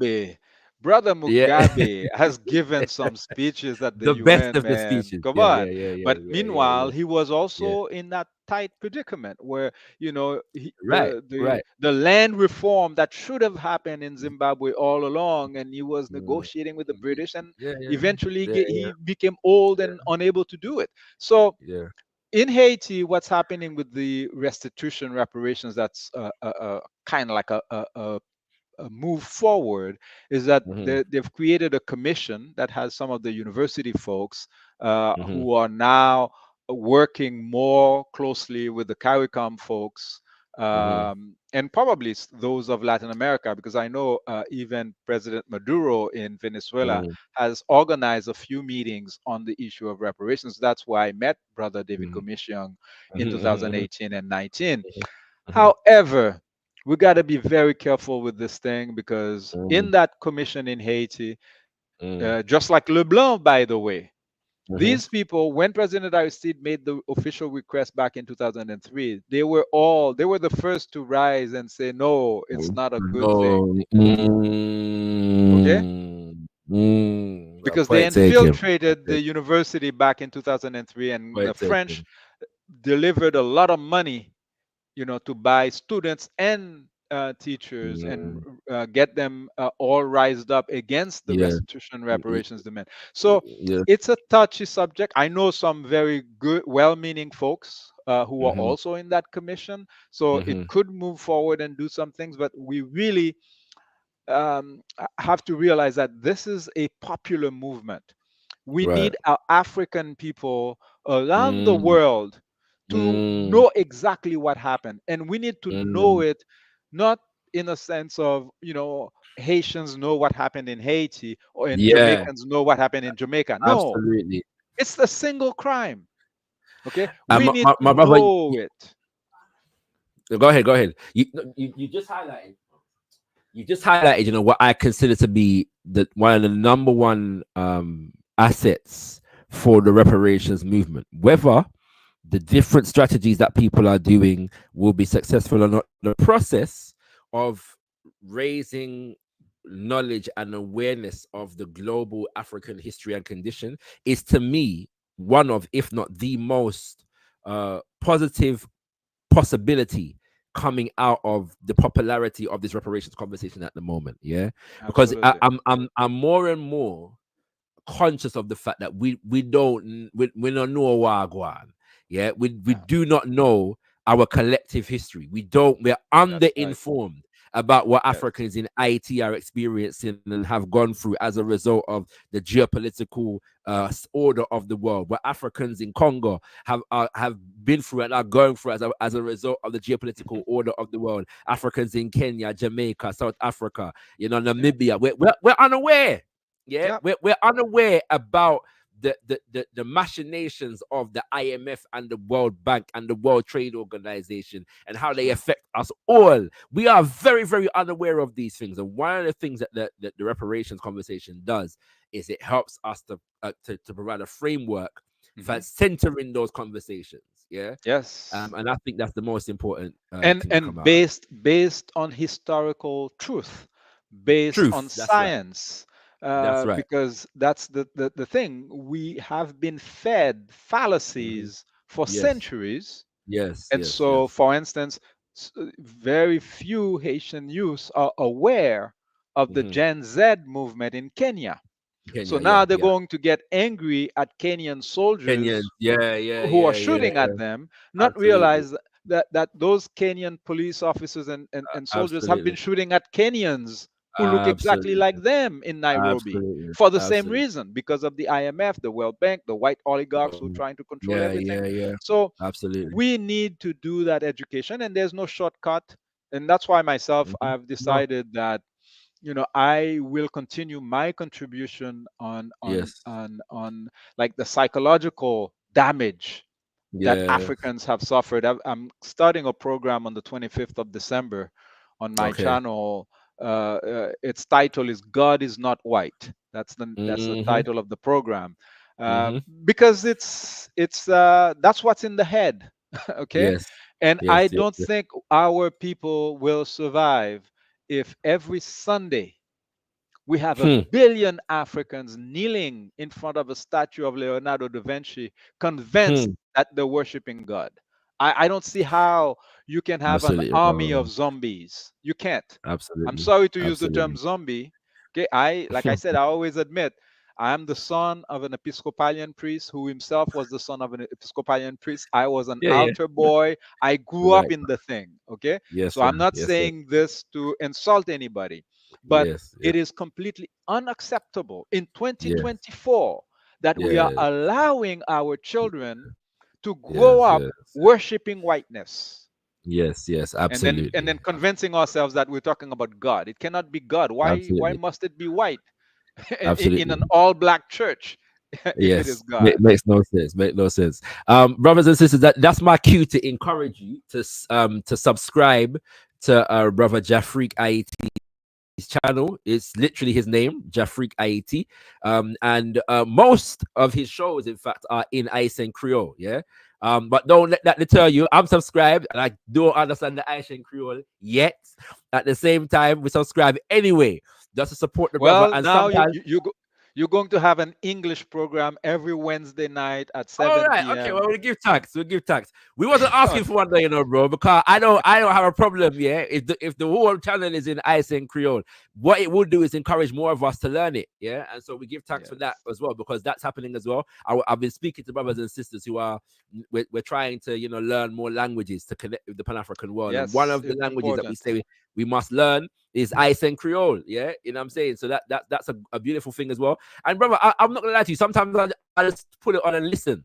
Yeah, even if I don't understand, we're just taking the vibration. You know what I'm saying? If it's even for 15 minutes, you know what I'm saying, and catch what you can catch on all these things. That's one part of learning as well, my brother. So keep up the good work where that is Yes. concerned. And we're Thank gonna you. move on to just talk about the multinational UN security support mission. Yeah, Mhm. which is effectively the military presence in Haiti that is funded by the US government and is supposedly led by Kenyan troops with assistance from Canada, Jamaica, I believe Belize, Bahamas, and a few other nations in the Caribbean, um, and is supposed to be assisting the presidential council in restoring order in Haiti and protecting the masses of the people in Haiti. They landed. Well, there were some delays. They were supposed to land in May, and then there was reports of delays, and then there was reports of U.S. troops being on the ground trying to lay the groundwork and bring in infrastructure to facilitate this mission. And then there was more reports of delays and stalls on whatever was supposed to have been going on. So my brother, like, what the hell has been going on with with this support mission? And Yeah. has it done anything? Has it supposedly achieved anything? What is going on with the support mission? Well, there's been a couple of scandals. One of them was when they were doing social media messages to their families back in Kenya. Some of the Kenyans were bragging about the good Haitian food that they were being fed. And of course, that angered some of the Haitians because, uh, meanwhile, many of the Haitian police officers, Yeah, they are in arrears of their yeah, pay. And yes, then you yes, had yes. another incident where uh, um, a Haitian police officer was hurt in Mhm. exchanges with terrorists, and there's a Kenyan who was also hurt. and the Kenyan was picked up by helicopter, taken to a hospital in Dominican Republic, and the Haitian brother was bleeding in his leg, taken to a local hospital, but he passed away. Okay, Mm. people saying, "What's going on?" Like, I mean, we are Mm. comrades in arms in the same Mm. fight, and Mm. one gets to be airlifted, the other one is left Mm. there. Mm. And so Mm. Mm. these contradictions are going to continue to happen. Happen, yeah. But for the most part, um, it never made sense that these Mm. guys who don't speak Haitian Creole, I hear that Yes. they're teaching them French. I don't know what for. Maybe they're going to go to Paris or something, because Haitians, we don't do anything serious in French. Yes, yes, Okay. yes.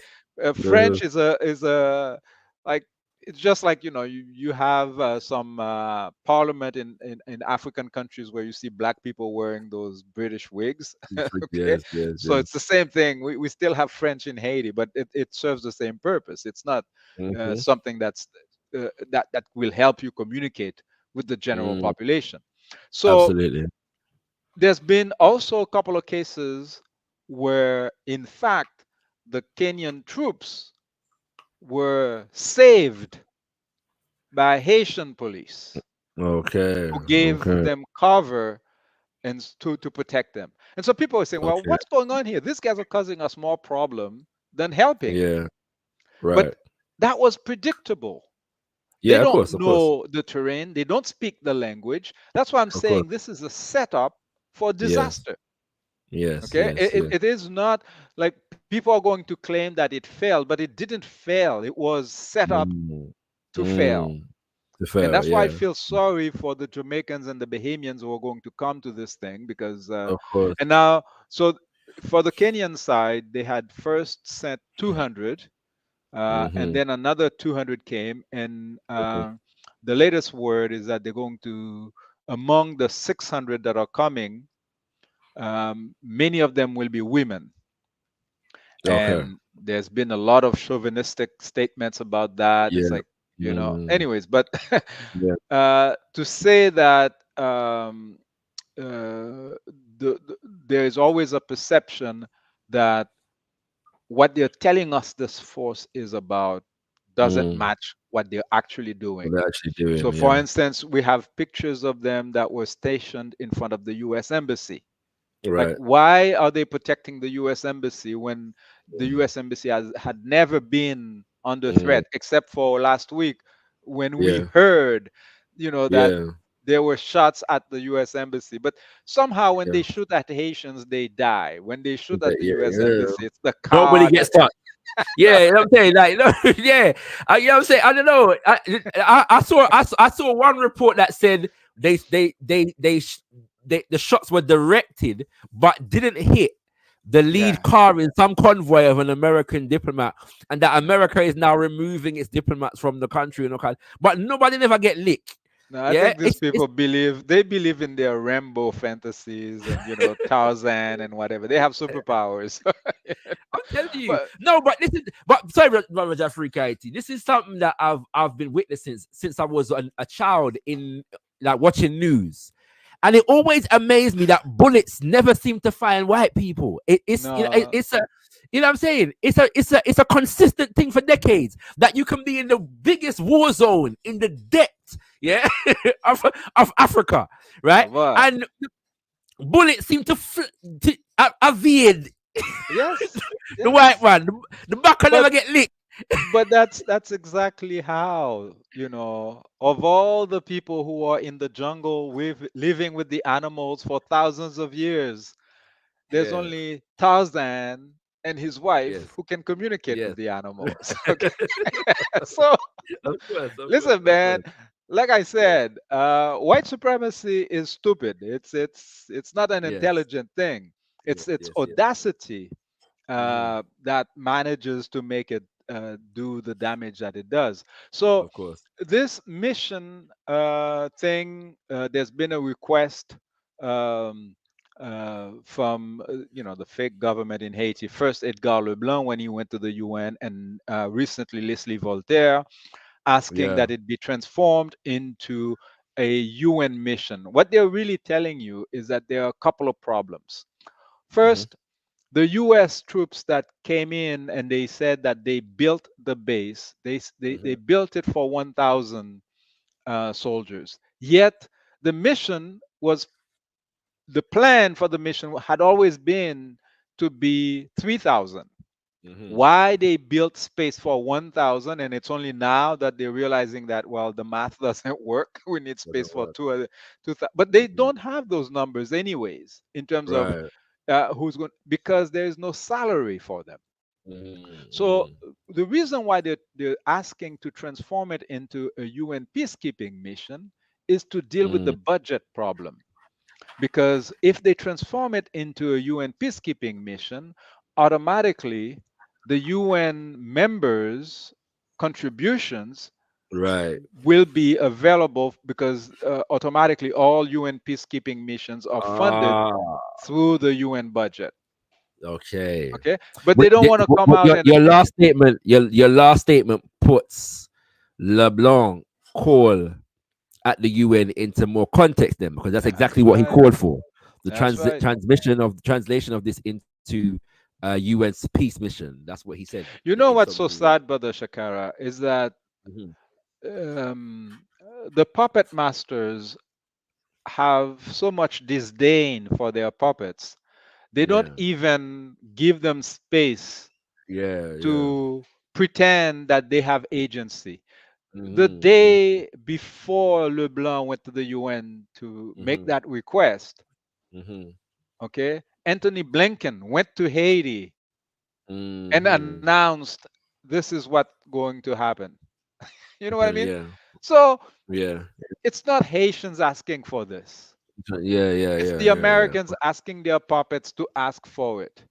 Point And taken. then they go around begging the world to look for money for this so-called mission. So Yeah. the reality is this is not a mission to bring security to Haiti, because Yeah. since the first troops have been arriving, more and more communities have been taken over. The latest being Solino, there is Mm, Arcaye, and Arcaye, yeah. they fought back.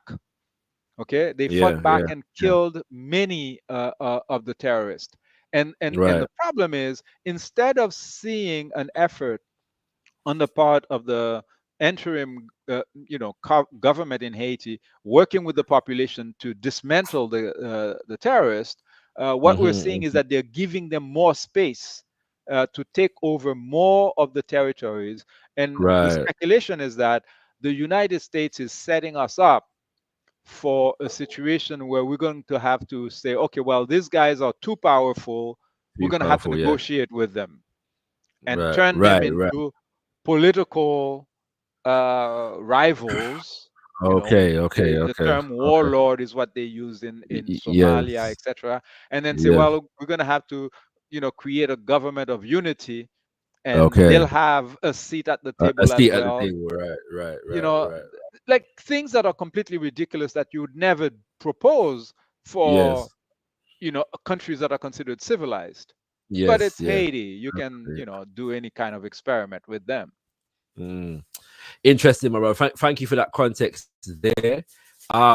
So it seems that the the the the militias, the terrorists, as you're referring to them, the so-called gangs, are no more diminished today than they were when the troops arrived months ago. Yeah, so we can certify and say Yeah, that. absolutely. And the people themselves are in fact fighting back from what you're reporting at the moment as well. Okay. Yes. So let's get to now the issue of these reports that US embassies have come under fire from these militias. Yeah. And we touched on it just a minute ago. But what more can you tell us about that? And by the way, brothers and sisters, we've got just about half an hour left of our show today. So the rest of the show is going to be taking your questions. So if you want to ask Brother Jafrikayiti a question in the chat, please at Kimbunga Media. Yeah, please at Kimbunga Media in the chat, and so that I can know that you want your question or comment to be read for the consideration of brother Jafrikayiti. And I'm also gonna share the link. So if brothers and sisters want to come and interact with brother Jafrikayiti in person and in voice, feel free to do so. The only requirement is respect. Any and all disrespect will result in immediate ejection from the program. All right. So feel free to click that link, which is now in the chat, if you would like to come live and speak to Brother Jafrikayiti, or you can feel free to remain in the solitude of the chat and ask your question. But if you're asking a question or making a comment that you want me to read out, please at Kimbunga Media, and I will do so. As we're gathering those questions, my brother, please tell us, so we shouldn't then, based on what you're saying, invest any energy of positive imagination and possibility in relation to the idea that there is a significant attack against Western imperialism in Haiti because of the reports of the American embassy, which is the the second or third biggest American embassy in the world.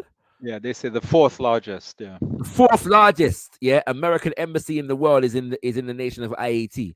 We shouldn't put any too much. We shouldn't invest too much in that, brother Jafrikayiti. Is what you're saying?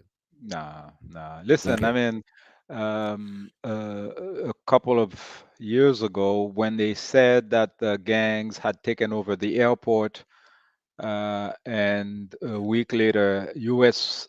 Planes started landing, not a shot targeting the U.S. soldiers. Okay, so Right. these are things that are put in the media to distract people. It's not based on reality whatsoever. It's also important to look at the timing.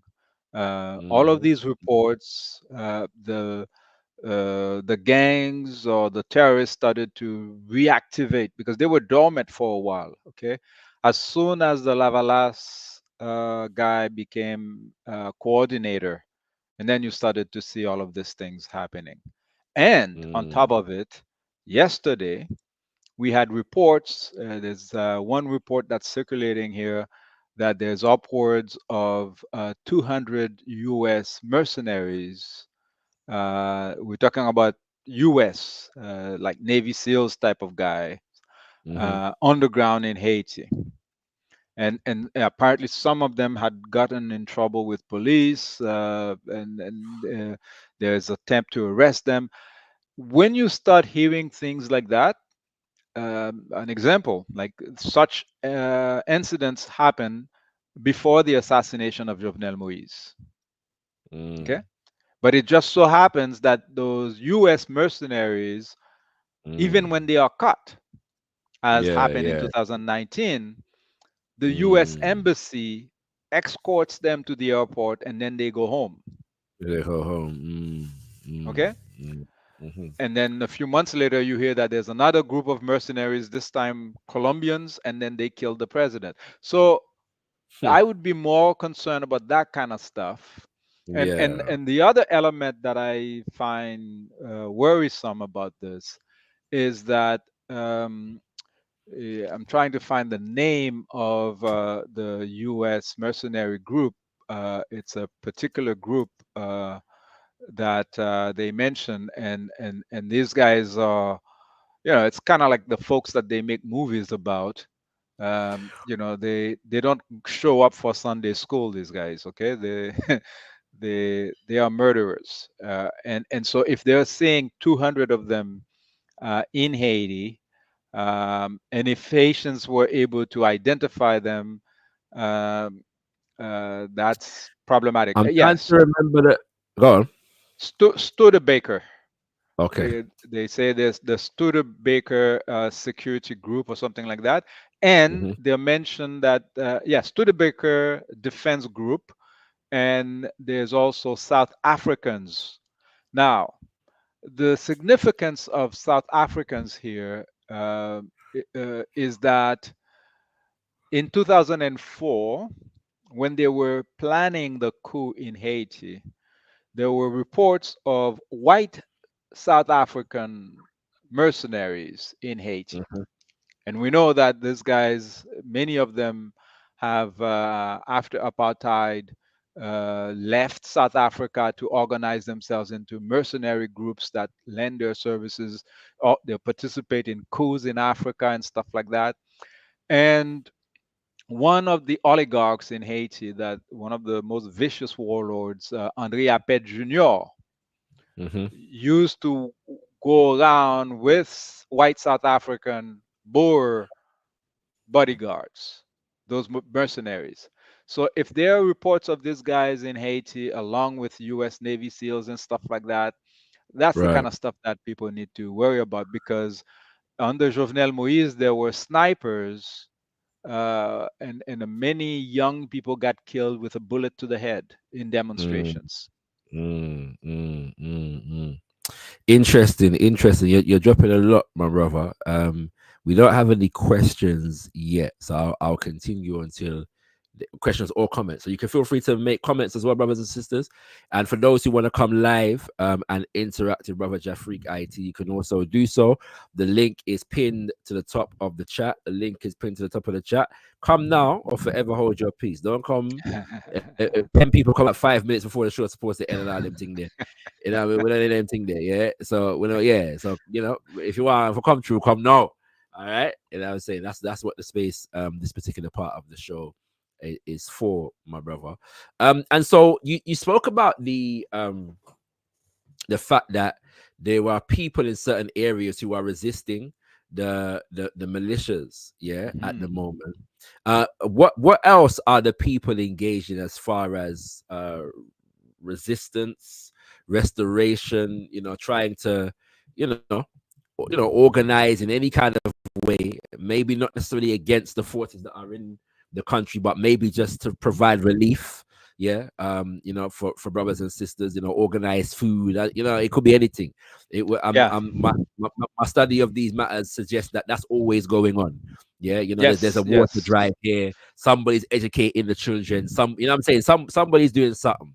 What Oh can you tell us no. about all those things that I Yeah. think? Well, Yeah. listen, brother. I mean, in the last 2 years, what has Mhm. been making news in Haiti, beside the political upheavals, is the building of a canal, and that was completely citizen led, like Right. Haitians outside of Haiti sending a lot of money, and the workers come together and they do what we call combit, where they, collective work, Yes. and some of them are architects, engineers, and regular laborers, and they built the canal, and that Yeah. canal angered the Dominican Republic, because we share that water, and that water has been irrigating the lush fields of the north, and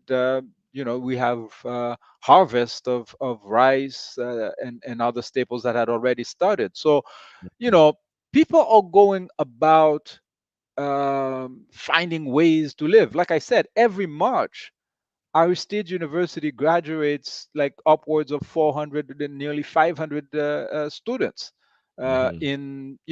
as doctors, lawyers, architects. Like, it's amazing, because the terrorist is also reality, but people are Absolutely. finding ways. So, for instance, just this morning I was in conversation with my wife, and we we were kind of annoyed because there was a popular show that we watch, and the guys spent the whole time talking about the Golden Boot, the Ballon d'Or. Which was denied to Vinicius, but Okay. the fact that it's a show live in Haiti and we're dealing with a political crisis, Right. we forget Right. that, yeah, well, these are soccer Yeah. If you fans. And just like, you enjoy a good music every now and again, these people are enjoying that's their soccer. You that's know what I true. mean? That's true. Yes, So sir. Yes, sir. no, Yes, life is sir. going on in Haiti, and every now and again you will see things that just startle you, Yes. because there are young children that are graduating, middle school Yeah. and stuff like that, and there are celebrations of life. There are, people who organize talent shows of comedians. Yeah. People are cracking jokes Jokes, in this right. moment. Like About right, yeah. Africans, that's why I take the example of our brothers and sisters who are fighting apartheid in South Africa. Yeah. Sometimes people who used to see them chanting and dancing and say, well, what's wrong with these people? Yeah. The Boers are killing them and they're singing and dancing. Well, Yeah. no, that's part of what keeps Of them the thing. alive, Absolutely. in order to be Absolutely. able to fight the enemy. So Absolutely. that's happening. But Mm, in terms of the actual fight against the mm, terrorists in mm, Al which is just outside of Port-au-Prince, mm-hmm. there was a bit of celebration last week because Izo, or Johnson Adre, who is one of the criminals that Yeah. Michel Martelly had, Yeah. Pretty pissed. armed. Mm-hmm. The one before him, Arnel Joseph, gave a lot of Yeah. information about his connections with Michel Martelly and then Jovenel Moïse later on, Yeah. the Yeah. PHTK regime. Yeah. Apparently, Izo or Johnson Andre is the most equipped gang Yes. or terrorist. Yes. Now, Yes. they sent a boatload of terrorists to go and support those who had attacked the town of Arkaye. And while they were in the water, something happened and they drowned. Okay. Oh, so is no longer with us. No, Is it? Izo's there. Oh, No, no, okay. Okay. his Okay. soldiers, the soldiers that he said. No, Ah. no, Okay. no. Okay. If Izo fell, you would have heard. Right. Right. Okay. I'm about to say I hadn't heard that No, at all. Yes. there'd Yes. be many days of celebration. Not Okay. just. Okay. But what happened is that Yeah. some of them who were in the water saw, because it wasn't far from the Right. shore, Right. and Mm-hmm. they saw the people waiting for them. And I think some Mm. of them chose to drown instead The because drown. Okay. Right. I don't know how the Right. story ended, and Yes. but Yes. I know they're not there anymore. Okay, so Okay. Okay. so Mm-hmm. and the people have actually boakale, or basically Mm-hmm. eliminated some of Mm-hmm. them right then and there, and Yeah. unfortunately right now there can only be that kind of justice. Yeah. Yeah. Yeah. I get Okay. you. I get you. I get you. I get you. Yeah, my brother. You're. Yeah. It's beautiful to hear that our people are still living. I was, and I'm gonna try and organize an interview with this sister, a sister who does like travel vlogging around the African world, so called African Tigress, yeah, Yes, I on saw you her find her piece to- on right, Haiti. yeah. Yeah. So she had been going through the Caribbean, and she decided to go to Ayiti, Yeah. and she did a number of videos in Ayiti, and Yes. I applauded her. And this was a couple months ago as well. So this is not even like Yes. now where news is quiet. This was like it was heavy about Yes. the gangs taking over the country and the reds. And this sister has gone to Haiti and she's meeting with the people and Yeah. doing videos and eating food and talking to them about what's happening. It's what I'm saying. So No, I that do was a want to well done job because she yes, wasn't doing voyeurism like some of these fools who go and right, interview barbecue and right, whatever. right, right, right, No, right. she was showing that there are people there and the people want to Yeah. live. Yeah. Yes, yes, yes. So I do want to speak to her, about her experience in Haiti, and I'm also trying to get, and I haven't done this in the last month or two, but I would love to speak to somebody on the ground in Haiti as well. I did say that when we first started this series that we will try and get that to you, and so Yeah. we're still going to continue to do that, brothers and sisters. Yeah, but stay tuned. Yeah, so yeah, so it's good to hear that. It's good to hear that, and it's good to know that there is some level of resistance taking place, and the fact that people are finding ways to work together. You say you call it combit, Yes. Collective work. Combit. collective work. See now this is interesting, another subject for another time. But brothers and sisters who are avid viewers will know that we're in pre-production for our Ojama Black Group Economic Show. And so I'm very interested in ways in which and studying ways in which Africans across the diaspora organize collectively to engage in collective economic problem solving and development.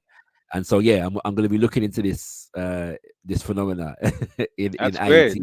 That's Yeah, great. yeah, yeah. No, I Yeah. mean, you know how earlier we were saying that Lavalas being a moderate party. So, for instance, the first trip that Leslie Voltaire took, he's Hmm. actually now in Colombia. So he went to Hmm. Colombia, and of course, Colombia now has a progressive president, and Yeah, so yeah, yeah, yeah, it's logical and it's a good thing. But yeah. what we need right now is for Haiti to have So, connections so with Robert, Colombia. on that subject, how long do you reckon it's going to be before the US gets in there and tries to institute regime change? I I'm mean, I pretty mean, sure they're there now. the countdown is over. When I Come saw that, I was like, on. okay, it's only They a matter of tried time. they tried to kill Evo this week, Yes, yes, Evo yes, yes, Morales, and he's yes, not yes, in yes, power, right? yes, yes, yes, yes, So yes. no, these people don't give up. We are the ones who Mhm. sometimes get absent-minded, but they don't forget Yeah. us. They're Hmm. always on our case. So what I Hmm. was saying though is that we need to be in solidarity with Maduro in Venezuela, but also with Guaita, with Ibrahim Traore. That's Hmm. where we need to do the coalition, okay? Hmm. And Hmm. we shouldn't be hesitating about that Hmm. because I find that it's unacceptable for a generation who has had the examples of the Sankaras and the Lumumbas who were killed in their 30s. Uh, Hmm. like you can barely find a black leader who survived to be 40. Hmm. Malcolm, Malcolm X was killed at King, 39. Hmm. all of them Hmm. 39, 30, man. They don't 30, let us 38, reach 39. Hmm. they don't let us reach Yeah, 40. So it's true. we have to find a way to protect not only our leaders, but our organizations, our Black Panther parties, Absolutely. our ANCs. I know a lot of us are dissatisfied with what the ANC had become, but then Hmm. build something better than the ANC. Don't Yes, yes. let them take over Yeah, all of our stuff. yeah, yeah. And it cannot be individuals. It has to be organizations. We have to Organization. organize ourselves. Absolutely. Individuals are Absolutely. too fragile. Absolutely. Absolutely. My brother, we've got a question or comment here. Well, it's a question from Yeah. Blaine Celestine. He says, "Bless up Kimbunga and Elder. Is there no administration in Haiti that would resemble the work in the alliance of the Mhm. Sahel states?" And I think you kind of answered that already, but you can answer it again. Yeah. I don't think we are there yet. But again, things sometimes emerge in Haiti. It's apparently out of nowhere, but people have been working Yeah. on it, and Hmm. so I wouldn't discount the fact that there are underground groups that are organizing in that direction. Hmm. But I'm aware though that there are individuals and groups that have clear interest in what's happening in Burkina Faso, Mali, and sorry, and Burkina Faso, Mali, and Niger. Niger. Yeah, sorry. Yeah, Yeah, go ahead. but it's evident to us also that the enemy is watching the same thing. Guess Absolutely. where the current U.S. ambassador to Haiti, who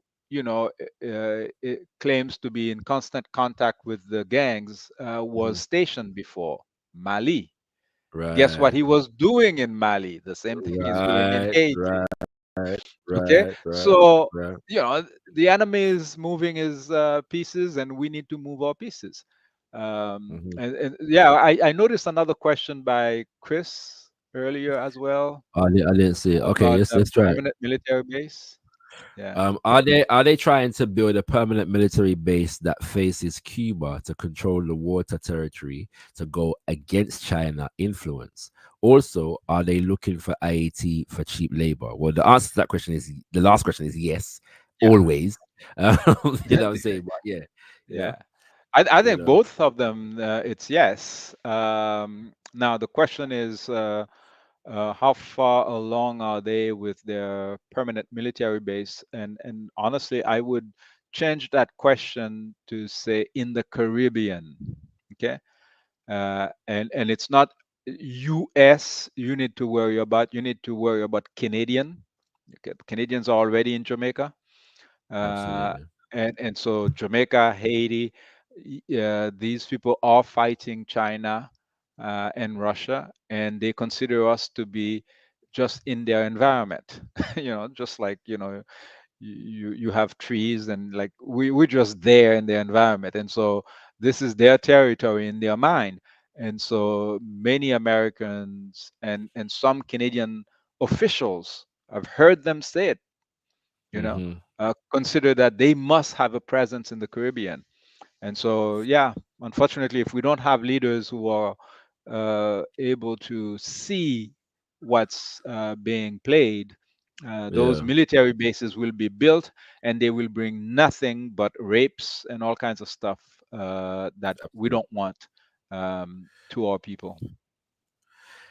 Just on this the latter part of this question in relation to cheap labor, one of the things that people need to be aware of is the fact that up until the 1980s, a significant number of baseballs, yeah, that are used in Hmm. American baseball were Yeah, manufactured in Haiti using cheap labor. I think they moved it to Costa Rica, at one point after the fall of Baby Duck, I believe it was. yeah, The political instability, they moved it, and then I think now it's China that makes the most of the baseballs, yeah. But up until the 1980s, yeah. It was almost IAT was almost 90% in Haiti. is that right? You know what I'm saying? They were using cheap labor in IAT to fuel, one of the biggest national sports in the American environment. So that's necessary to know. But to kind of buttress off of this question a bit more, though, my brother, can we talk about the what the rest of the Caribbean is saying? Yeah, because like as I said earlier, I tried to get a contribution from brother David Comishong in this conversation, and his opinion was that it's the voices of Haitians that need to be heard, which I don't disagree that the voice of Haitians need to be heard, but I'm a strong advocate of the fact that the voices of the Caribbean need to be heard in relation to Haiti. And I don't know what I haven't heard too much. There was this big fanfare about we in the region need to come together and support our Haitian brothers and sisters. When really what that meant was support America in instituting, you know what I'm saying, Hmm. a presidential council and a security mission, right? But then since then, what has been taking place, and I'm mindful of works that were taking place as well on the positive side. That I know, for example, that there were lawyers in Jamaica who were trying to lobby the government in relation to treatment of uh possible and actual migrants or asylum seekers to Jamaica from Haiti. And Hmm. they were very, very incensed by the response that the government gave them, as well as some of the people, and they organized to represent our Haitian brothers and sisters in that regard. So on both sides of this spectrum, you find things. But what do you know of in relation to the Caribbean Oh, region? brother, I wish I could bring some good news on this part, but Yes. it's really Mhm. been silence, Science. Yeah. a complete lack of agency. Of course, I heard the rector, or I guess the principal of one of the private universities in Haiti, uh, Hmm. talk about, having more frequent conversations with colleagues at UE, which is something Yeah. that I've been advocating for the longest time. But no, man, it's uh, Yeah. I find that we are missing a lot of important opportunities here because Mhm. for the bulk of our people, they do not have that opportunity. Okay, if you look at the number of people in the Caribbean who have access to travel, it's not that high.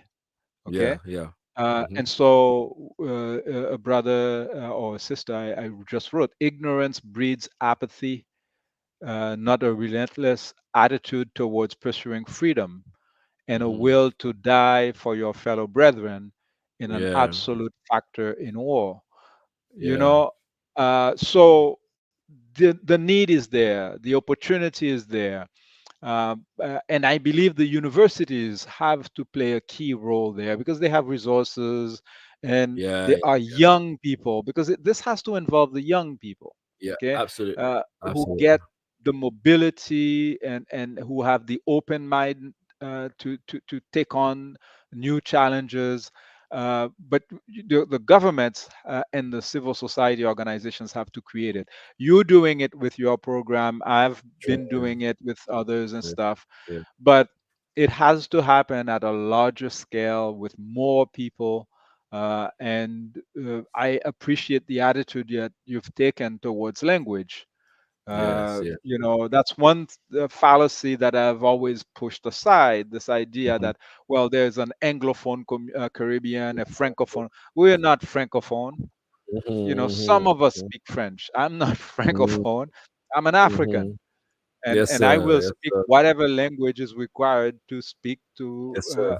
my family. Yes, sir. Uh, Yes, sir. you know, that's a divide that they used against us, Yes, and sir. Yes, unfortunately, sir. many of us walked into it. Yes, sir. And if it's not language, it's religion, it's all kinds of Yeah. ridiculousness. And Yeah. so, yeah, there's plenty of work to be done. 100%. And I'm watching it closely because after decades of wallowing in the mire of IMF loans, now Jamaica has emerged as the new darling of the International Monetary Fund, and they're getting all kinds of praises Mhm. from the International Monetary Fund. And so and when I look at them things, there's one, we could look at it and say, oh, it's brilliant, they're doing well with the International Monetary Fund.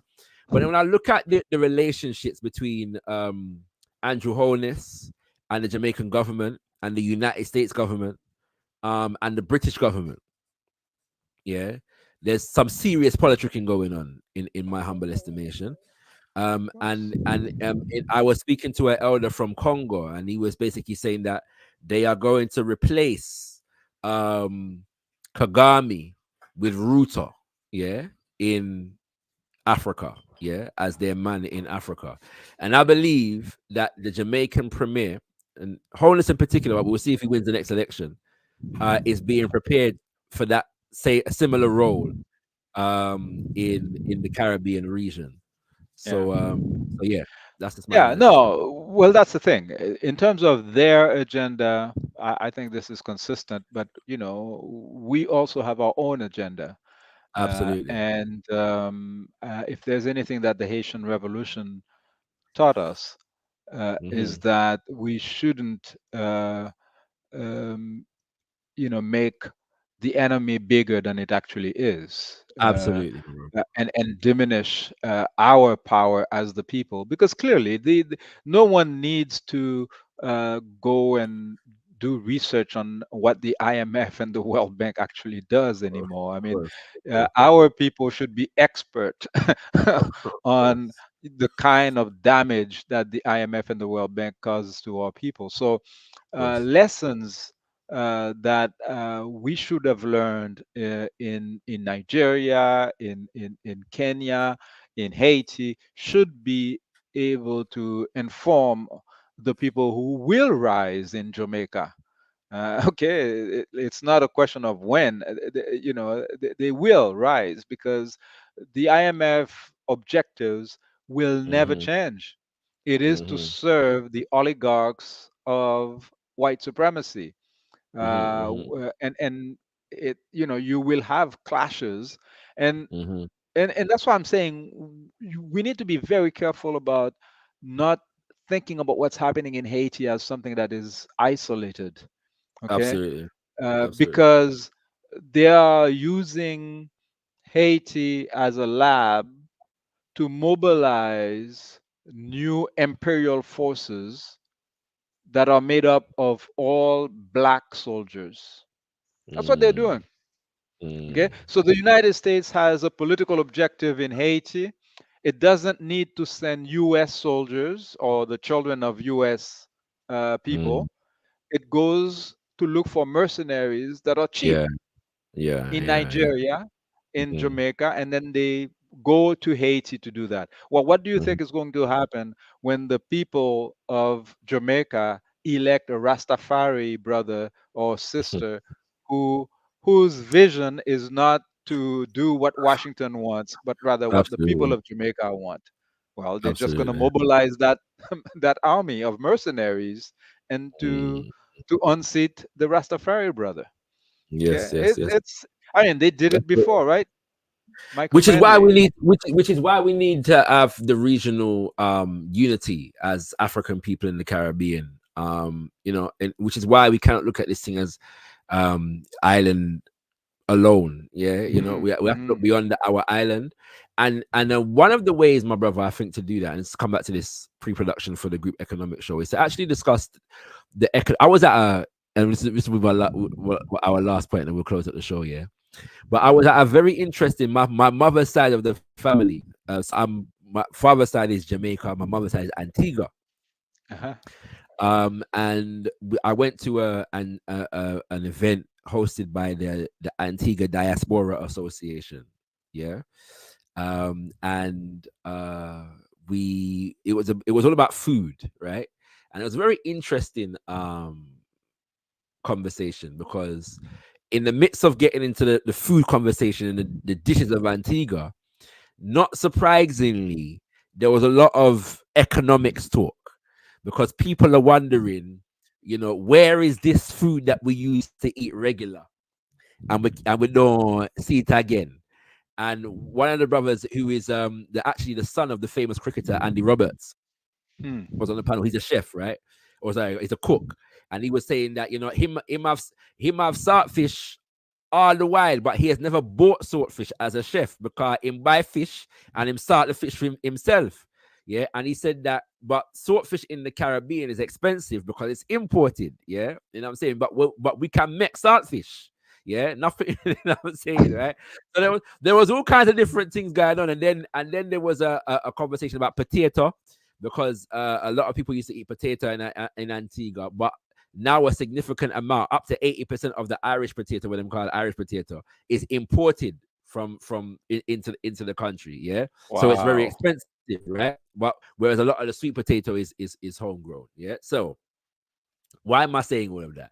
I'm saying all of that to say that when we're talking about developing ourselves in the Caribbean region, it's impossible to do that without having significant political and economic integration in the region. That's Yeah, right. it's literally impossible. That's right. Jamaica ain't gonna do it by itself. St. Vincent ain't gonna do it by itself, etc. And Yep. in that such an integration, the islands of or the island of Ayiti, and when I say the island of Haiti, I'm now referring to the entire island. That's Yeah, right. Yeah. Yeah. Yeah. right. You know what I'm saying? Yeah. Yeah. The island of Haiti, because they have this way to call the entire island still Hispaniola. Yeah. Yeah. Yeah. Spain You came know what here I'm saying? somehow. Right, right, yeah. You know what I'm saying? The other way to do that, yeah. So the Dominican Republic, Haiti, and then they Hispaniola when they want to refer to that entire island. Yeah. Yeah. So I'm referring to the entire island because it's one of the larger islands, and it has the biggest population. Yeah. Yeah. Um, Places like Haiti, places like Guyana, yeah, places Cuba. like Cuba, Mhm. places like Suriname, Yeah. yeah, are important, yeah, in these dynamics. It's impossible, brothers and sisters. Our people in Haiti can fight the good fight, but our people in Haiti and we in the rest of the region will never be successful until we fight on behalf of our people in Haiti and our people in Haiti fight on behalf of us. That's the only way this works. Yep. And the more you get into the subject matter, and the more you study the dynamics and the history of the dynamics, the more you come to that conclusion that it's going to require Absolutely. revolutionary action from a collective of our people across national borders. There is no other way this is going to work, people. Yep. Yeah. Yeah. Sorry, my brother. In my little soliloquy there, 2 questions have come in, so I'm gonna ask these 2 questions. I'm gonna wrap up. Yeah, if I may. All right. Sure. Sure. One is from Bala. And he's asking, is Mia Motley not already playing that role in the West? And if so, why the need for the change? If not, what is her role in that dynamic?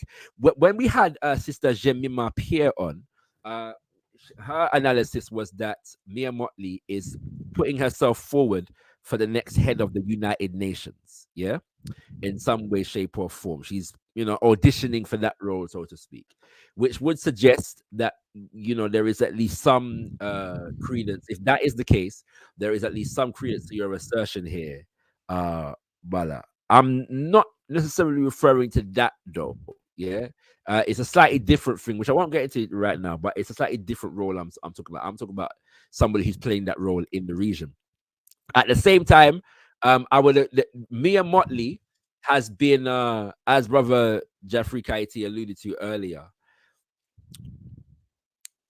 a lot of people have been disappointed in her position on Ayiti in the last year. Prior to that, she was being celebrated by many Pan-African and or progressive forces as at least somebody who's saying and doing things differently. Yes, Hmm. in the region.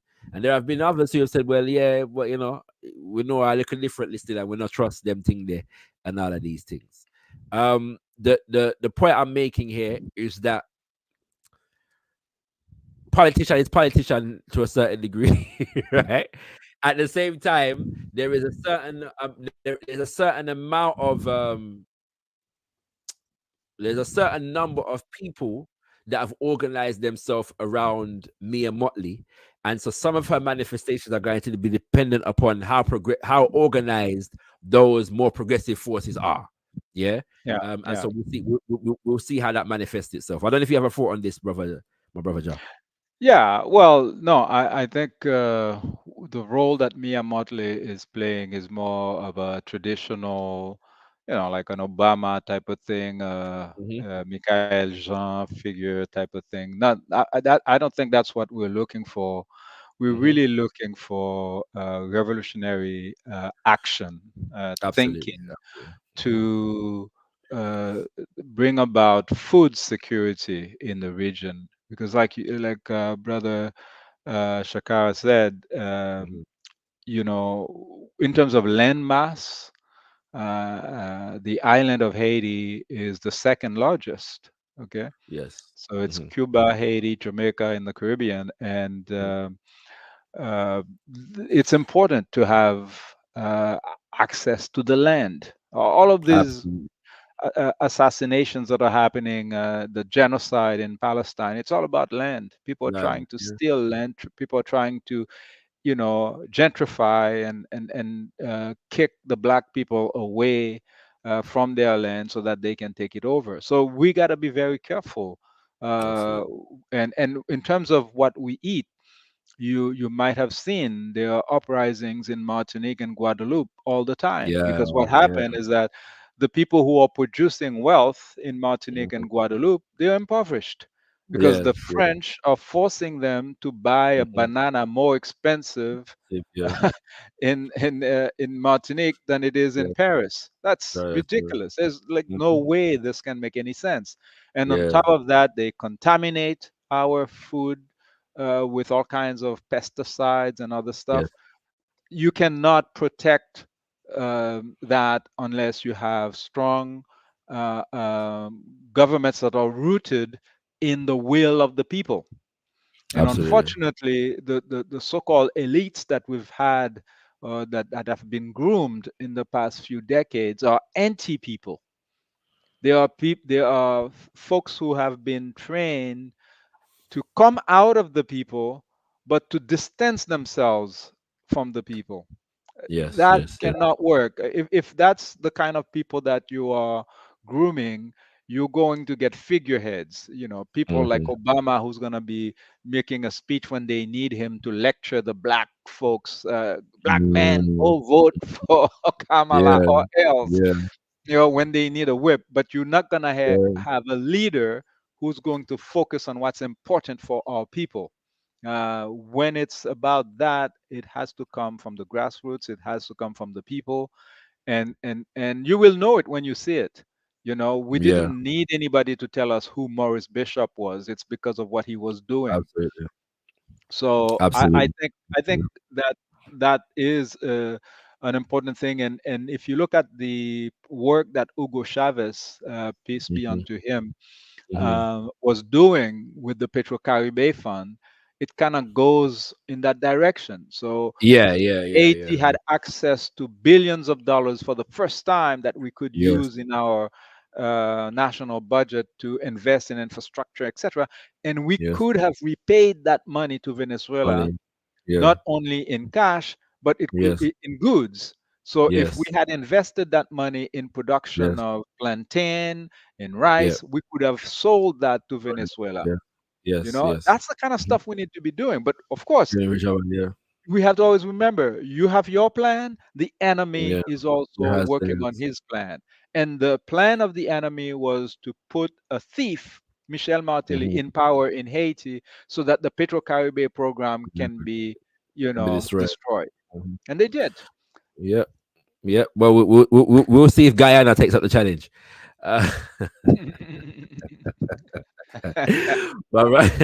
I saw there was a brother earlier who said that he needs a Haitian empress to teach him Haitian Creole. I guess he would learn a few other things, I guess, in addition. Indeed. I have witnessed the power of the Haitian Empress, my brother. So I do sympathize with your your inclination. Brother, we are beautiful all over the Caribbean. That's right. That's right. That's It's all right. from Mama Africa, man. That's right. That's right. That's right. Mackinson said the entire island is Quisqueya.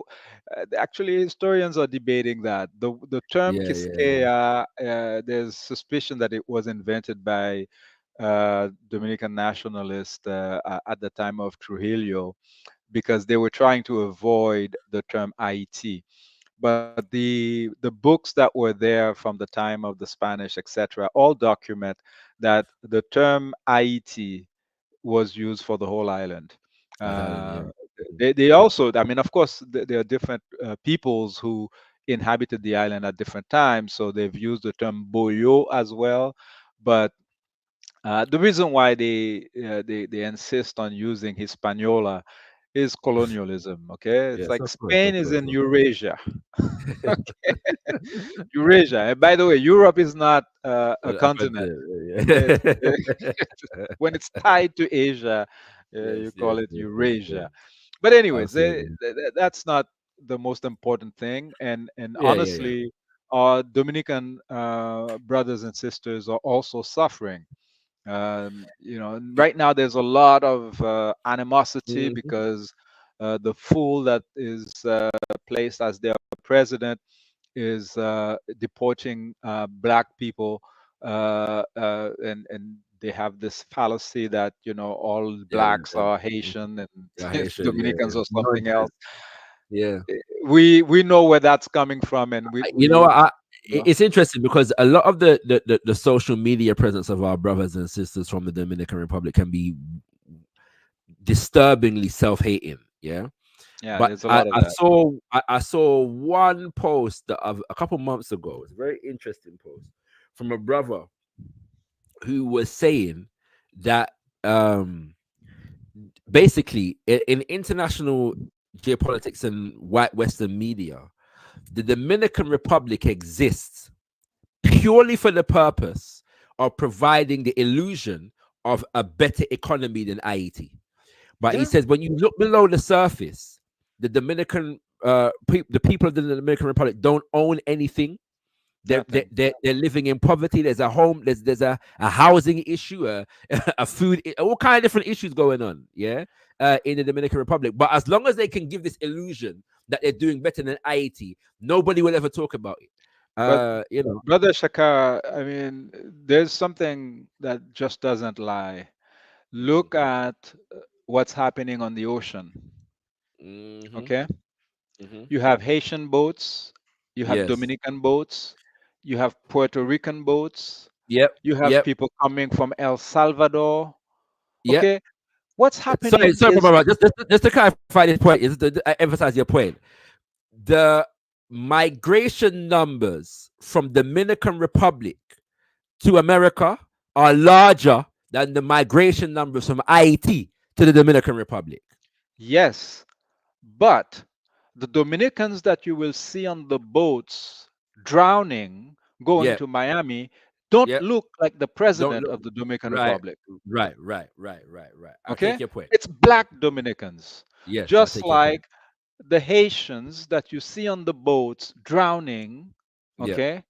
They mhm, are black Haitians. yeah, So we need to be clear about our identity.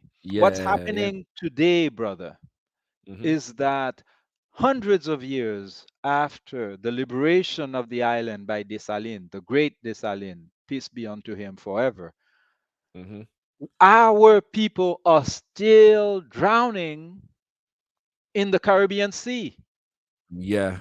Mm. just like they were during the time of racial slavery. They are Mm. dying in the Mediterranean, leaving Africa, lush, rich Africa, Mm. trying to go to France, trying to go to England, Mm. trying to go to Spain, trying to go to Italy, and dying. Hmm. Okay, so we need to stop this idea of flag identity. Yeah. Our ancestors were no Haitian, Jamaican, Bahamian. They were Africans with no land of their own. Yeah. They Yeah. fought Yeah.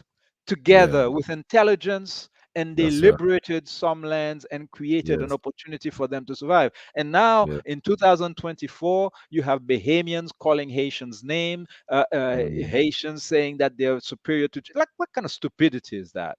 Mhm. Do a Mhm. DNA test. Okay, I have cousins in St. Kitts, I have cousins in Bermuda, all over the place.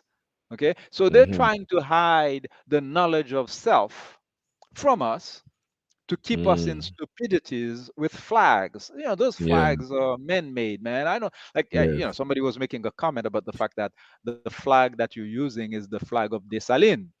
Mhm. But if you look at what Dessalines was putting in the Haitian Constitution in 1805, Mhm. you would see that our ancestor understood Mhm. exactly what symbolism was, Right. the power of symbolism, and also the Right. limit of Yeah. symbolism.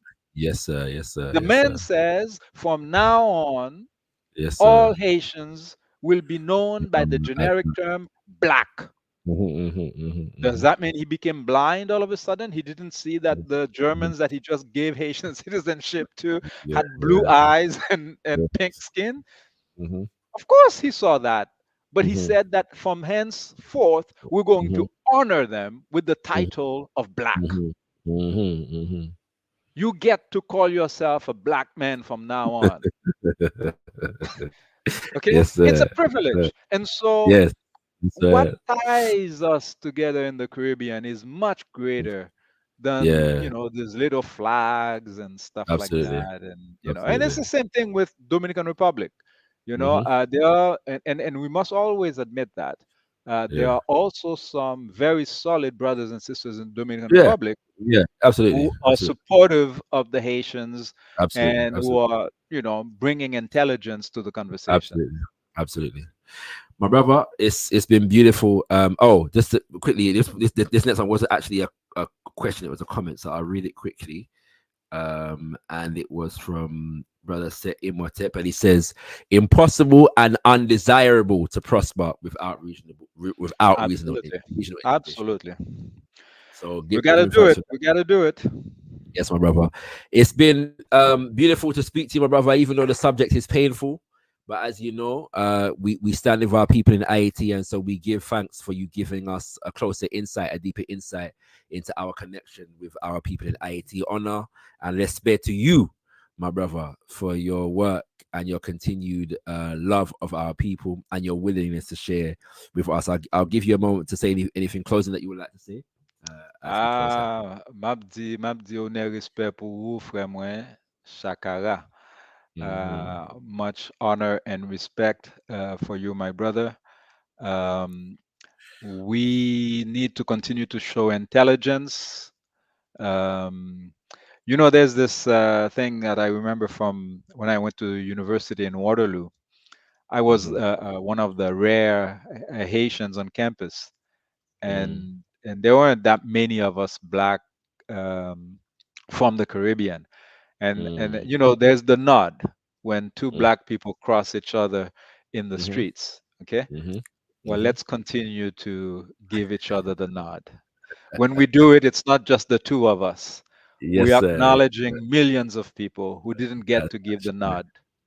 Aye, Bobo. Remember how our ancestors had to live for hundreds of years in these Yes. lands. So let's give us the nod. Thank you, Yes, brother. forever. Much appreciated. Aye, Bobo. Ayi Bobo.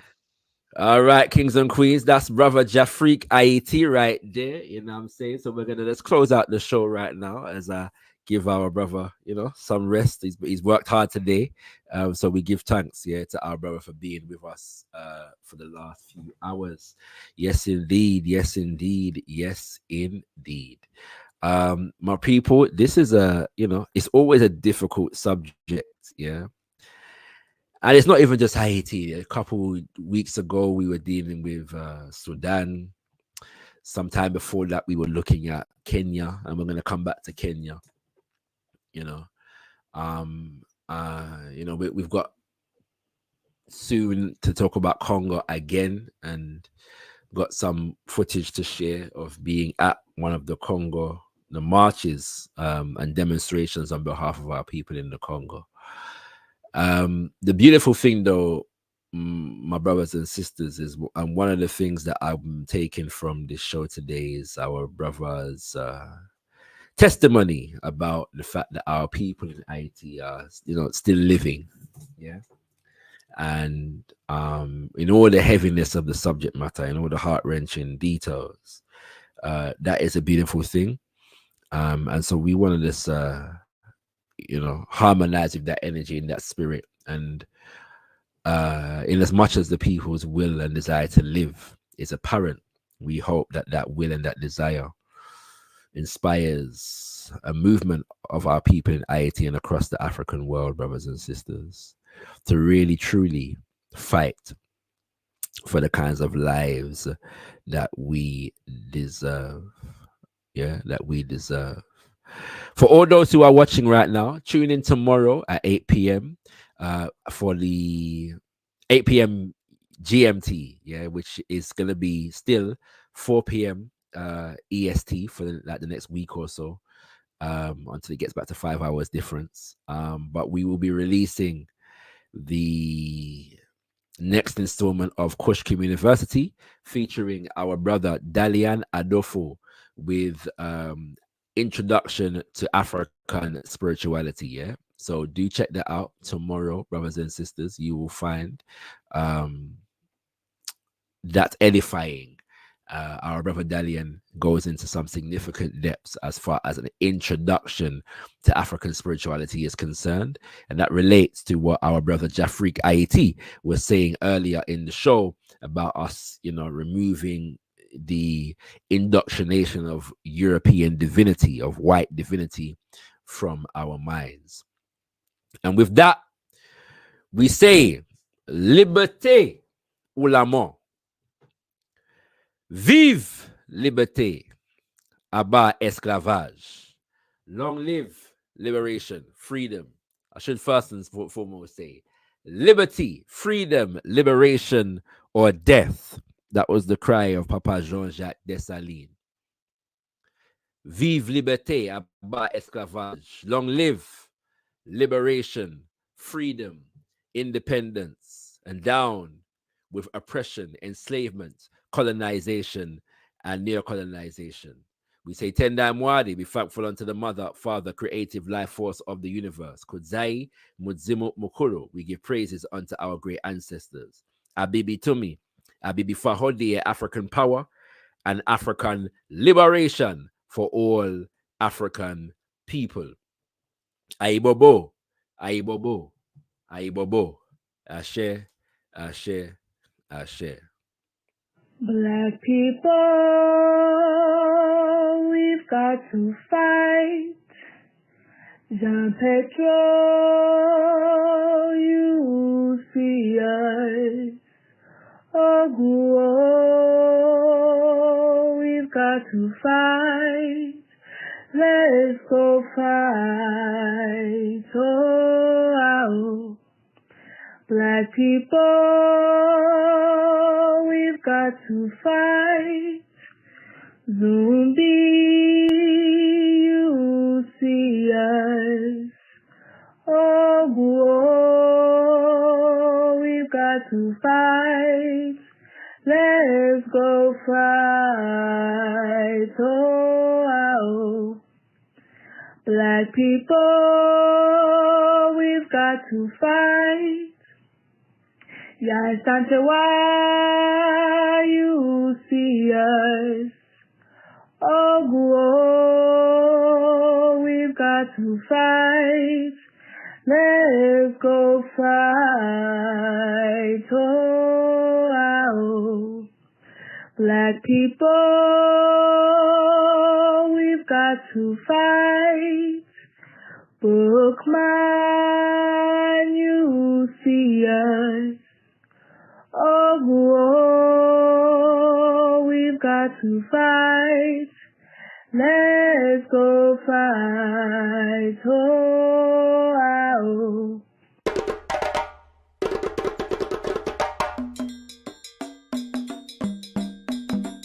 we have to have the courage to construct our own reality. And that's what Garvey was talking about. Because he said he looked around, he didn't see what he thought should be there, and so what did he do? He didn't get depressed about it. He didn't get defeated about it. He said, I'm going to build the government that we need to have.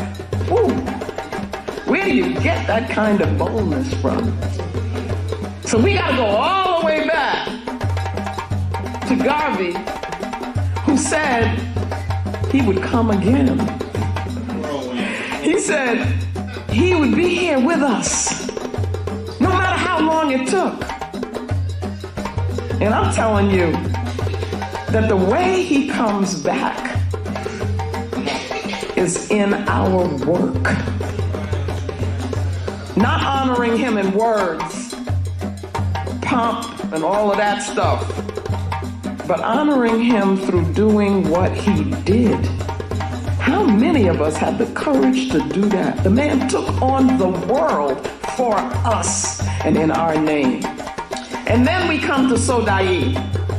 And in this presentation of the paradigm, I'm going to make this like what it is we want to reach. So Solidarité is translated clear word in Dogana language. And I use it to mean that here we gain understanding. This is sight with understanding. And it is seeing beyond what just we think we see with this physical thing. It's seeing beyond that.